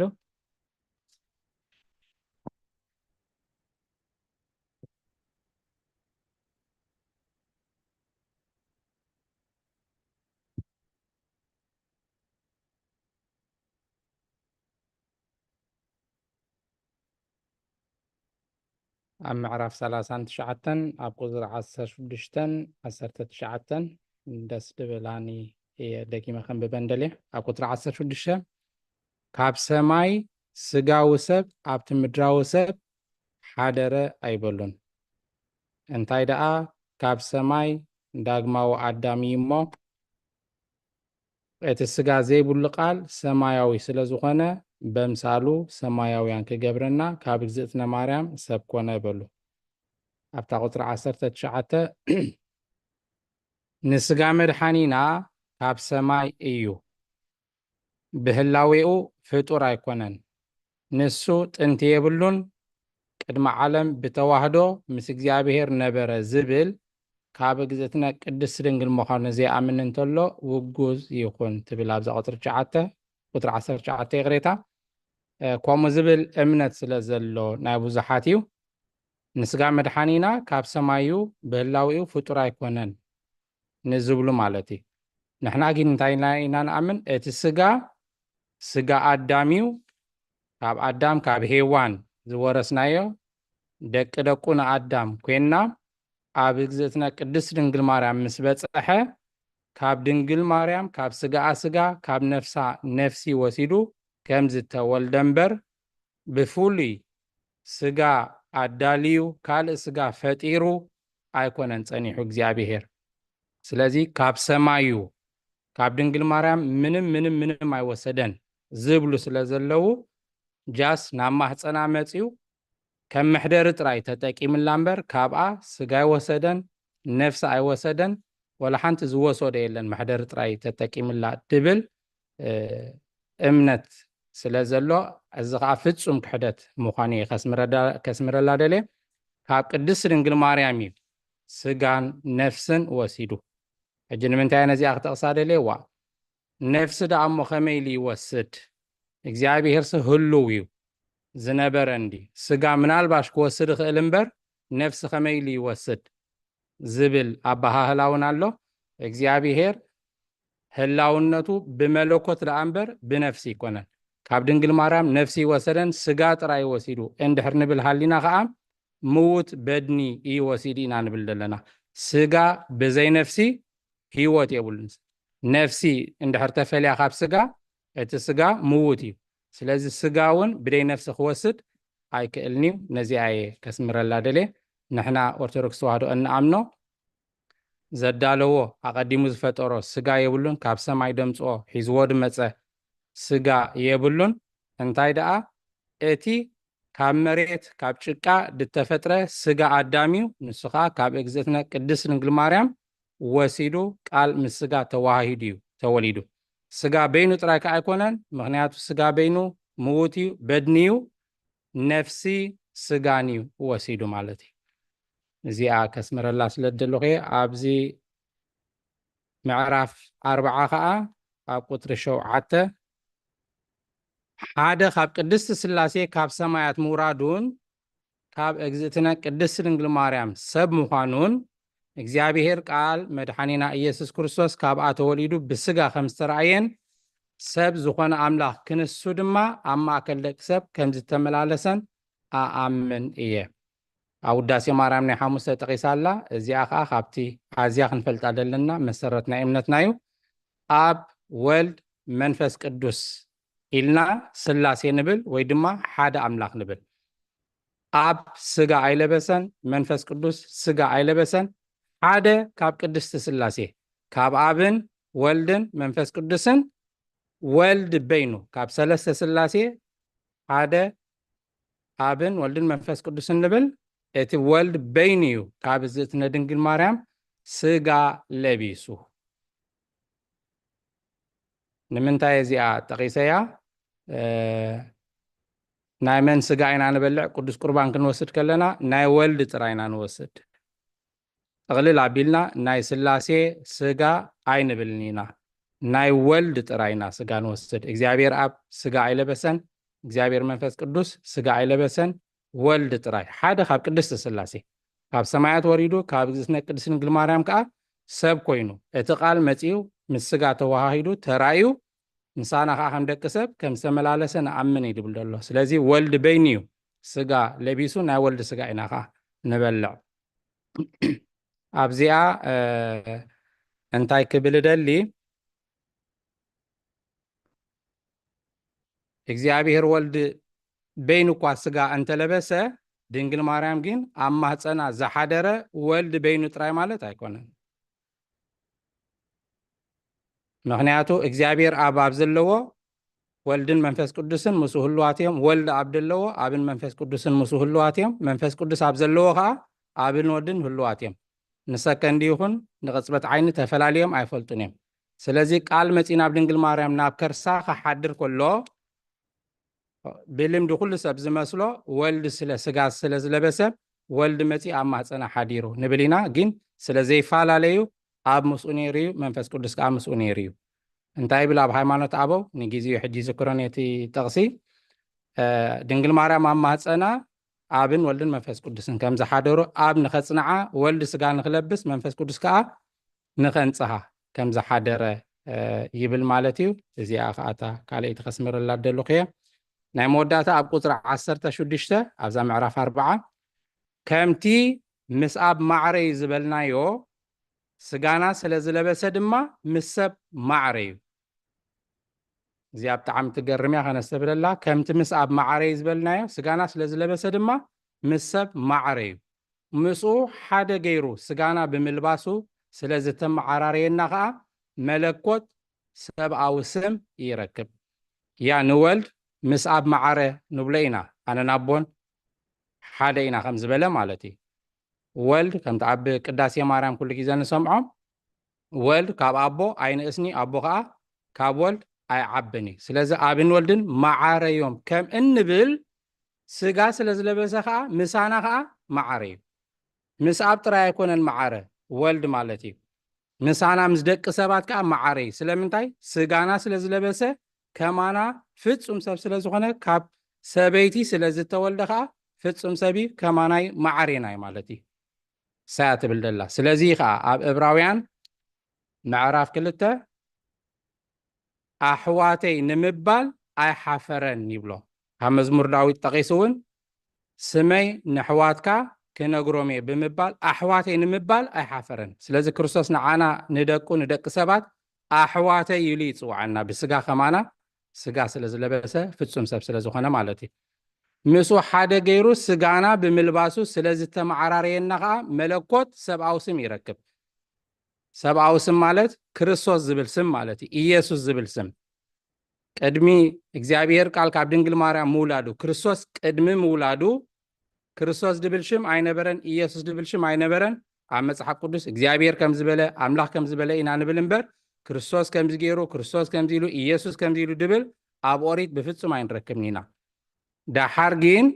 ክርስቶስ ኢየሱስ ዝብል ከዓ ናይ ስጋ ስም نركب مالتي انت يا بزي خسمر الله دليل لكم ملكوت سبعاዊ ስም يركب حجي نت السقا فلينا يكونان كريستوس نبلد لنا كريستوس كبحال كله ملكوتن سقان زتوها هادي سلازي ات ملكوت من سقا سلازتوها هادي كاب دنجل ماريام سلازتولد كريستوس إيسوس سلازو غنم ات ملكوت انت يركب على سبعاዊ ስም كريستوس إيسوس تباهيلو يتصوع على الملكوت مالتي نزيئني أسنتينا دس لزبلانين سنيلكم سلا سمعكم نجابير أملا خاطر قورو صلاة سنيل يسمعكم الهوات يسمع لنا حونا ياكم محري ومسمعناها الهوات يسمع لنا حراي زخبركم زبا እግዚአብሔር እቲ ግዜናይ ጉባኤ ዘስተንተናዮ ዝተረዳናዮ ወይ ዘይበረሃልና ነገር እንተዳ ኣሎ እጅውን እቲ ግዜ ናብ ጉባኤ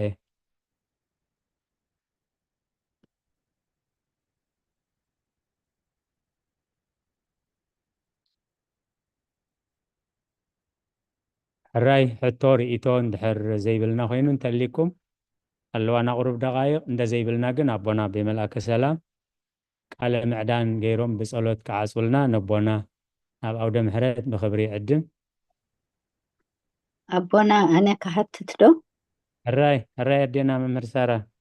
يا تنم مهارو ما تشيس እግዚአብሔር استمسكن يكون بزوح تقوى المهارة لنا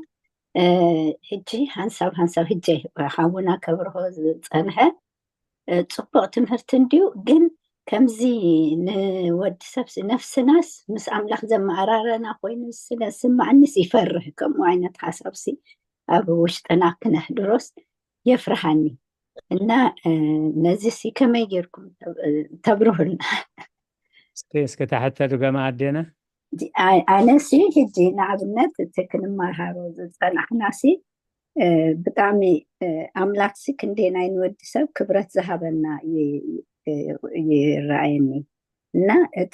كمزنا نفس ناس تقام لحظة قربنا خوين سمع نسي فرحو نتحسب اللي نكهدرون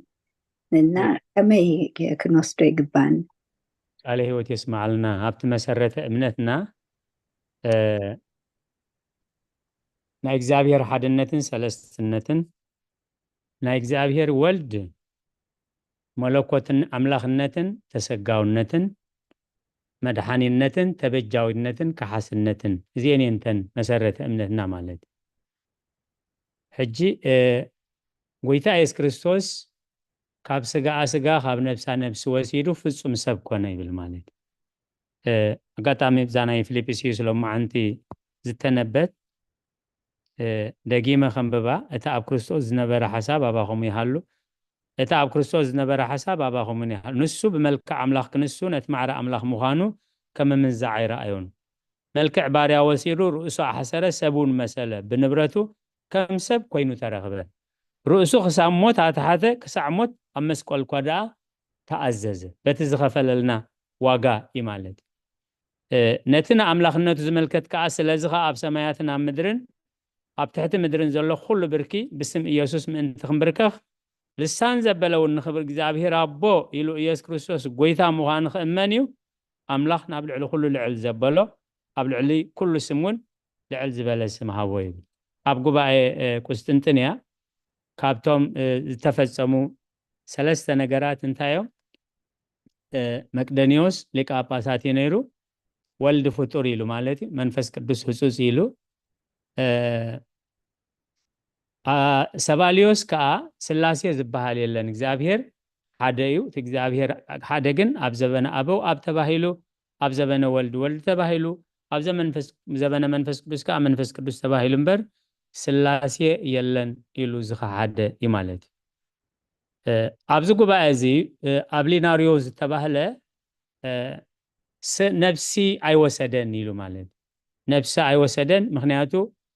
ኣምላኽ ምስ ሰብ ተዋሂዱ ንዝብል ስነ ኣምላኽ ምሕሳር ገይሩ ስለ ዝተቆፀሮ ከምኡ ስለ ዝተረድኦ እንታይ ደኣ ካብ ቅድስቲ ድንግል ማርያም ስጋ ጥራይ ወሲዱ እቲ መለኮት ምስ ተዋሃዶ ግን እቲ ስጋ ከም ሞተር ኮይኑ አንቀሳቂስዎ ዝብል ክሕደት ያምፅዩ እንድሕር ነፍሲ ዘይተዋሂዱ ምስ ነፍሲ ዘይተዋሂዱ ከዓ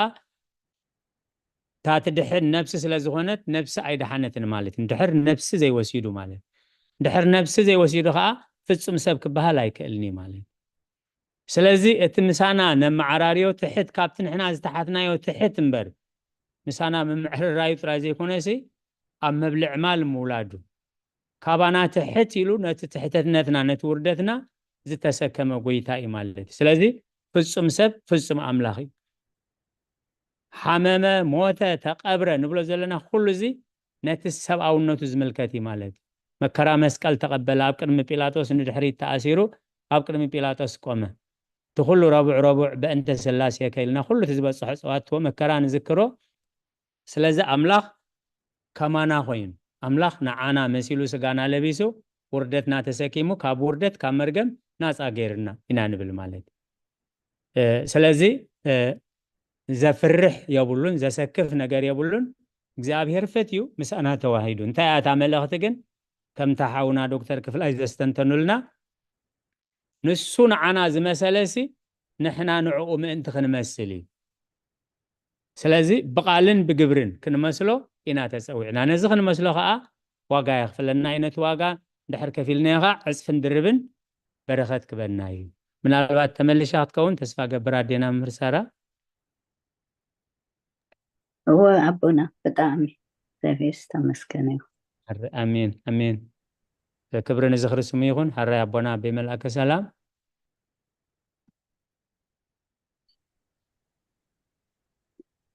رايا أني الله أبونا من زمن أقلقلتكم يبارخكم ون حونا ديكون محري أبزي لعلى معرق دما يبسحها مزمور الزمركي حفتنا تنبيت زماري ملاخت يسمع لنا توم كلكم توهبكم تقصات بمن باب نتع مزمور تزمرت ون بتقسم سناي كابزغن مهارو زمسنا هيمانة أبوين تردعكم السنتنكم نزق بقى بمكفال نقول لنا زخون حتى بمحتات أبزق بقى كلكم تساتفتي زخونكم زيابير أقلقلتكم يبارخ قطري 14 معرف 4 تقطر 14 إذا نجرزي نخبر ملكوتو زنجرن زبق عن كوانتو خونه نسجنا خاب كلته حدا زخونه نسو يمو ملكوتو مسبنتو كل انتناو حدا غير ايو زتزاربه بملكوتاو خبرو مس እግዚአብሔር አብ ማዕረ እዩ ንብል ስጋ ድማ ምስቲ ምስ እግዚአብሔር አብ ዝማዕራረ ሓደ ዋህድ እዩሞ እዚ ስም እዚ ይረክብ ክብሪ ንአምላኽ ይኹን بملكوتاዊ ክብሩ ምስ እግዚአብሔር አቦ ማዕረ እዩ ንብል እቲ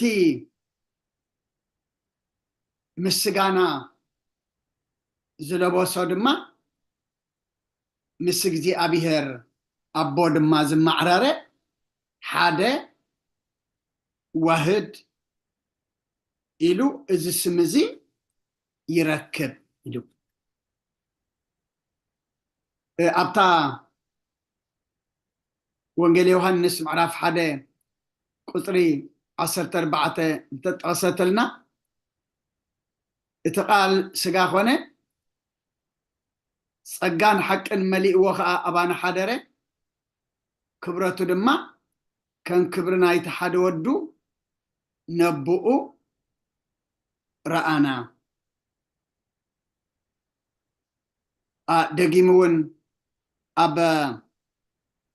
ገላትያ ምዕራፍ 4 ቁጥሪ 4 ቁጥሪ 5 ምልኣት ዘመን ምስ መጸግና ነቶም ትሕቲ ሕጊ ዘለዉ ተሻይጡ ምእንቲ ኸውፅኦም ንሕና እውን ውልድነት ምእንቲ ክንረክብሲ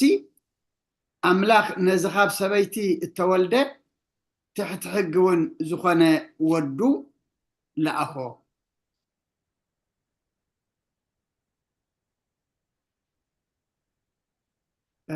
انت استنتينه ملأ الزمن مس مصقنا نهتم تحجز لو تشايط من تخوصهم من حناون ولدنات من تنركب ساملاخ نزخاب سبيت التولده تحت حقون زغونه ودو لا اخو انت ايتنا كريستوس كابدينا قدس دنجل مريم مولادو نابز عالم زي ممصو ابز عالم زي مصيون صيمو رتا تطميقو صيمو صليو مهيرو تأمرات غيرو ميتو تقبيرو تنسيو عريقو حجي إذا كله أبزي متيو بشجع زي تقبله نمنتايو عند حريلنا ناتهم تحت حجز لو تشايتو ما انتي كوصو من حناول ولدنات ما انتي كنركب بعلنا زطفأنا يو ولدنات جنات زمسل بوتا حديقنا እግዚአብሔር زمسل أملاخ كابو رحيقنا طفينا زنبرنا نعنا تشايطم انت خوصانا نتزت فانا يو ولدنا الدما كمل سلنا ولدنا ما انت نركب نابتنا قدم كبرنا دما ما انت كنملس بملكوتو مساب معره اتسقو دما مساب معره كوينو كم تغنقرنا زمسية إذا كل التفتصمة بتقولوا إنه من تا إنت دعلنا ندحنتنا نعنا ولدنات نركبين حجي إذا كله إن مهارو زلنا باب جزيئو كل جزيء ولدناتنا إن حد صلوا هوتنا دما نقنع علو انت زي كوينو سلا تمهرنايو سلا سمعنايو سلا زنببنايو ايكونن نتنببو خنمثل بتنسمعو خنمرح نتنمهارو دما كنبرلو كنقبرو كلنا إنا اتولدنتنا اتكرسوس كاب سماي وريدو كل واقع خفيلو ولدناتنا زملسلنا نبار زخون مغنياتو اتخبر تواهبنا يلنا نتخبر تزي حلنا يقل نحدو قلونا له مغنياتو هي بأملاك كبر نقريو بحلاف ورق يكونكم ببرور ايكونكم انتشايتكم تايدا بخبر دوميو اما كبر دومو زفسسه نمنتاي ملء الزمن مش مسأنتهم عم تحت حجز لو تشايت ام انتي كوصهم نحناول ولدنات ما انت نركب مو نتخبر ولدنات املاح ذهبنا نعقو حلينا خنبر እግዚአብሔር ንኹልና ጸጉኡ የብዛሐልና ስለኹሉ እግዚአብሔር አምላኽና ምስጋና ይብጽሐዮ ብሩኽ ምሸት ድማ ይግበረልና እሞ መደብና ብጸሎት ክንዓፁ ኩልና ሓንሳብ ንጸሎት ሓፍ ንበል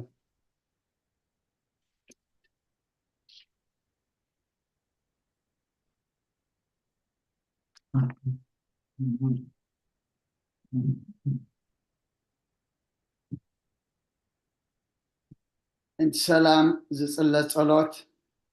كم بحدش كل نزح እግዚአብሔር بقيتنا مدحنا يسوع كريستوس من سلام زحنت اللي كل زغنات قدس بيت كريستيان لمن قبل عليه زمن مؤمنانين زح سلام كيف كل سلام سلطان زلو እግዚአብሔር አምላክና እዩ እንት ሰላም ጸልዩ ሰማያት ትነብር አቦና ስምካ ይቀደስ መንግስትኻ ትምጻእ ቃልካን ኣብ ሰማይ ከምኡ ድማ ምድሪ ይኹን ንዕለት መግበና ለማህበና ናን ዝወደልና በደሎም ከም ዝሓደግናሎም በደልና ንዕሳና እንደገልና ካብ ክፋል ሕነና እምበረ ፈተና ይትእትወና መንግስትን ኃይልን ክብርን ዘለዓለም ናትካ ኢማ አሜን እግዝእቴ ማርያም ብናይ ቅዱስ ገብርኤል መልአክ ሰላምታ ሰላም ለክለኹ ሕሊና ከድንግል ኢኺ ብስጋኹን ድንግል ኢኺ ኣደ እግዚአብሔር ፀባኦት ጎይታ ሰራዊት ሰላም ለክለኹ እስኺ ካብ ኣንስቲ ብርክቲ ኢኺ ፍረ ከርስኹም ብሩኽ እዩ ኦ ምልእተ ጸጋ እግዚአብሔር ምሳኺ እዩ ኦ ፍስሕቲ ደስ በልኪ ኃጢአትና ክሰሪየልና ነፍቲ ወድኺ ኢየሱስ ክርስቶስ ምእንታና ምሕረት ለምንልና አሜን ወንኹሉ እቲ እግዚአብሔር ልምነካን ማልደካን ኣለና ወንጉስ ሰላም ሰላም ሃበና ኩሉ ይብካና ካብ ሞኦ እግዚአብሔር ኣጥርየና ጸጋኻው ናፍሰልና የካኻ ንፈልጦ ባዕዳ ኣምላኽ ይብልና ቅዱስ ስምካ ንሰምን ንጽውዖን ኣለና ኣብ ሰማያት ዘለኻ ንስኻ ሰላም ካብ ልዕነስ ኩልና ኣሕድር ኣብዚ ዓለምን ዝምንባርና ብሰላም ሓሉ ኩሎም መራሕትን ሰበስልጣን ብቅዱስ ስምካ ሰላም ሃቦም ኣብ ዙርያናን ዘሎ መኳንንታት ሳብ ከዓ ምኽረሃብ ኣብ ምእታውናን ምጫናን ዘሎ ጉራውትናን ብኩሉ ሰላም ሓልዎም ብህዱእን ብቕኑዕን ህይወት ክንነብርን ብኩሉ ሰናይ ኣምልኾ ድማ ንኣኻ ንእግዚአብሔር ብምፍራሕ ብሕያውነት ክንርከብን ብክርስቶስ ምስኡ ምስ መንፈስ ቅዱስን ምስጋናን ጽንዓትን ብኡ ዘለካ በምን ኩሉ ሰዓት ንዘለዓለም ዓለም አሜን ሓረ ኣምላኽ መሓረና ረባሃላ ኣምላኽ ረበለልና ሰዓት መዓልቲ ዝባረካልና ቅዱስ እግዚአብሔር ኣምላኽና ሰዓት ዛምሸት እዚኣ ድማ ባረኻልና ሳና ዝወዓልካ ነመስክነካ ሳና ክትሓድር ድማ ነመቆበካ ንዓለም ሰላም ነዛ ዘለና የሃገር ሰላም ንሃገርና ንህዝብና ንጎራብትና መንጎና ሰላም ሃበና ኣብ ሕማም ዘለዎ ኣምላኽና ብጸሎትኩም ዘኩርና ዝበሉና ኣስማቶም ንፈልጦም ዘይንፈልጦም ንስኻ ንኩሎም ትፈልጦም ኢኻ እሞ ብዓይኒ ምሕረትካ ጠምተልና እዙና ናፃና ንዓልና ዝዓረፉ መንግስትኻ ውርሰልና ጠሚዮም ፀሚኦም ዘለው ንስዓልና ብስጋብ ነፍሲ ተኣስር ፍትሓልና ፋሕ ዝበሎ ኣክበልና ኣብ ፀባን ዘለው ድማ መሰረፍ ጠረሎም ወለድናዮም ባሪክካ ቅዲስካ ናትካ ገርካ ዕብየልና ንወፈሩ ድሓን የእትወልና ዝገሹ ድማ ድሓን ምለሰልና ኣምላኽና ዝሃብካና ዕድመ ድማ ግዜ እቲ ግዜ ክጥቀመልና ዘይኮነስ ንሕና ነቲ ግዜ ክንጥቀመሉ ክንስሓሉ መገድኻ ክንሕዘሉ ናብ ቅዱስ ስጋኻን ክቡር ደምካን ክንቀርበሉ እስኻ ሓግዘና ቅዱስ እግዚአብሔር ኣምላኽና እዚ ጉባኤ እዚ ድማ ኣምላኽና ብመንፈስ ዘዕብየና ናብ ሰማይ ገፁ ዘጠምተና ጉባኤ ግበረልና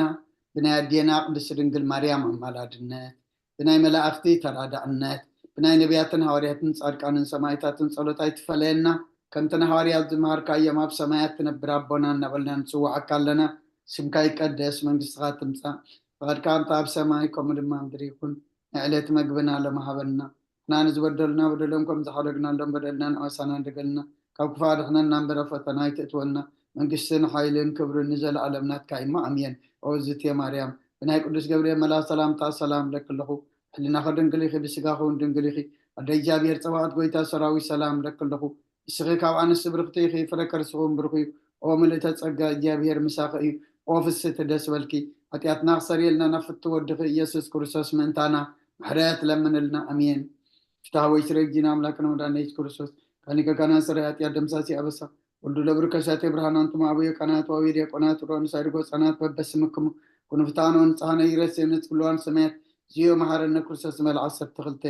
ዚዮ መሐረነ ክርስቶስ ዚዮ መሐረነ ክርስቶስ ዚዮ መሐረነ ክርስቶስ ዚዮ መሐረነ ክርስቶስ ዚዮ መሐረነ ክርስቶስ ዚዮ መሐረነ ክርስቶስ ዚዮ መሐረነ ክርስቶስ ዚዮ መሐረነ ክርስቶስ ዚዮ መሐረነ ክርስቶስ ዚዮ መሐረነ ክርስቶስ ዚዮ መሐረነ ክርስቶስ ዚዮ መሐረነ ክርስቶስ ከምኡ በእንተ እግዝእትነ ማርያም መሐረነ ክርስቶስ መልዓት ሰብተኽልተ በእንተ እግዝእትነ ማርያም ክርስቶስ በእንተ እግዝእትነ ማርያም ክርስቶስ በእንተ እግዝእትነ ማርያም መሐረነ ክርስቶስ በእንተ እግዝእትነ ማርያም መሐረነ ክርስቶስ በእንተ እግዝእትነ ማርያም ክርስቶስ በእንተ እግዝእትነ ማርያም መሐረነ ክርስቶስ በእንተ እግዝእትነ ማርያም መሐረነ ክርስቶስ በእንተ እግዝእትነ ማርያም መሐረነ ክርስቶስ በእንተ እግዝእትነ ማርያም መሐረነ ክርስቶስ በእንተ እግዝእትነ ማርያም መሐረነ ክርስቶስ በእንተ እግዝእትነ ማርያም መሐረነ ክርስቶስ በእንተ እግዝእትነ ማርያም መሐረነ ክርስቶስ ጸጋ ጎይታና ኢየሱስ ክርስቶስን ፍቅሪ እግዚአብሔር ኣቦን ሕብረት መንፈስ ቅዱስን ኣብ ልዕለይን ኣብ ልዕሊ ኩልኹምን ኣብ ልዕሊ ኣብ ዘለና የቦታን ዕፅፍን ድርብን ኮይኑ ይውረድ ክብርን ምስጋናን ንኣምላኽ ይኹን እግዚአብሔር ይቀበሎ ኩልኩም ድማ ዘመንና አገልግሎትኩም ይባርክ ብሩክ ምሸት ግበረልና ሰላም ለይትሕድረና አሜን አቦታትና ብሩክ ለይቲ ንኩልኩም ንኩላህና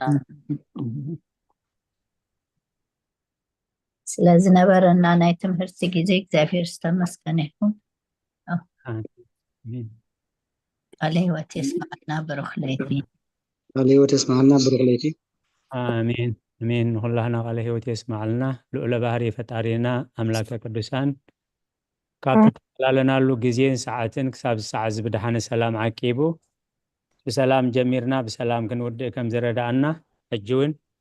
ዝመፅእ ጉባኤና ብድሓነ ሰላም ዓቂቡ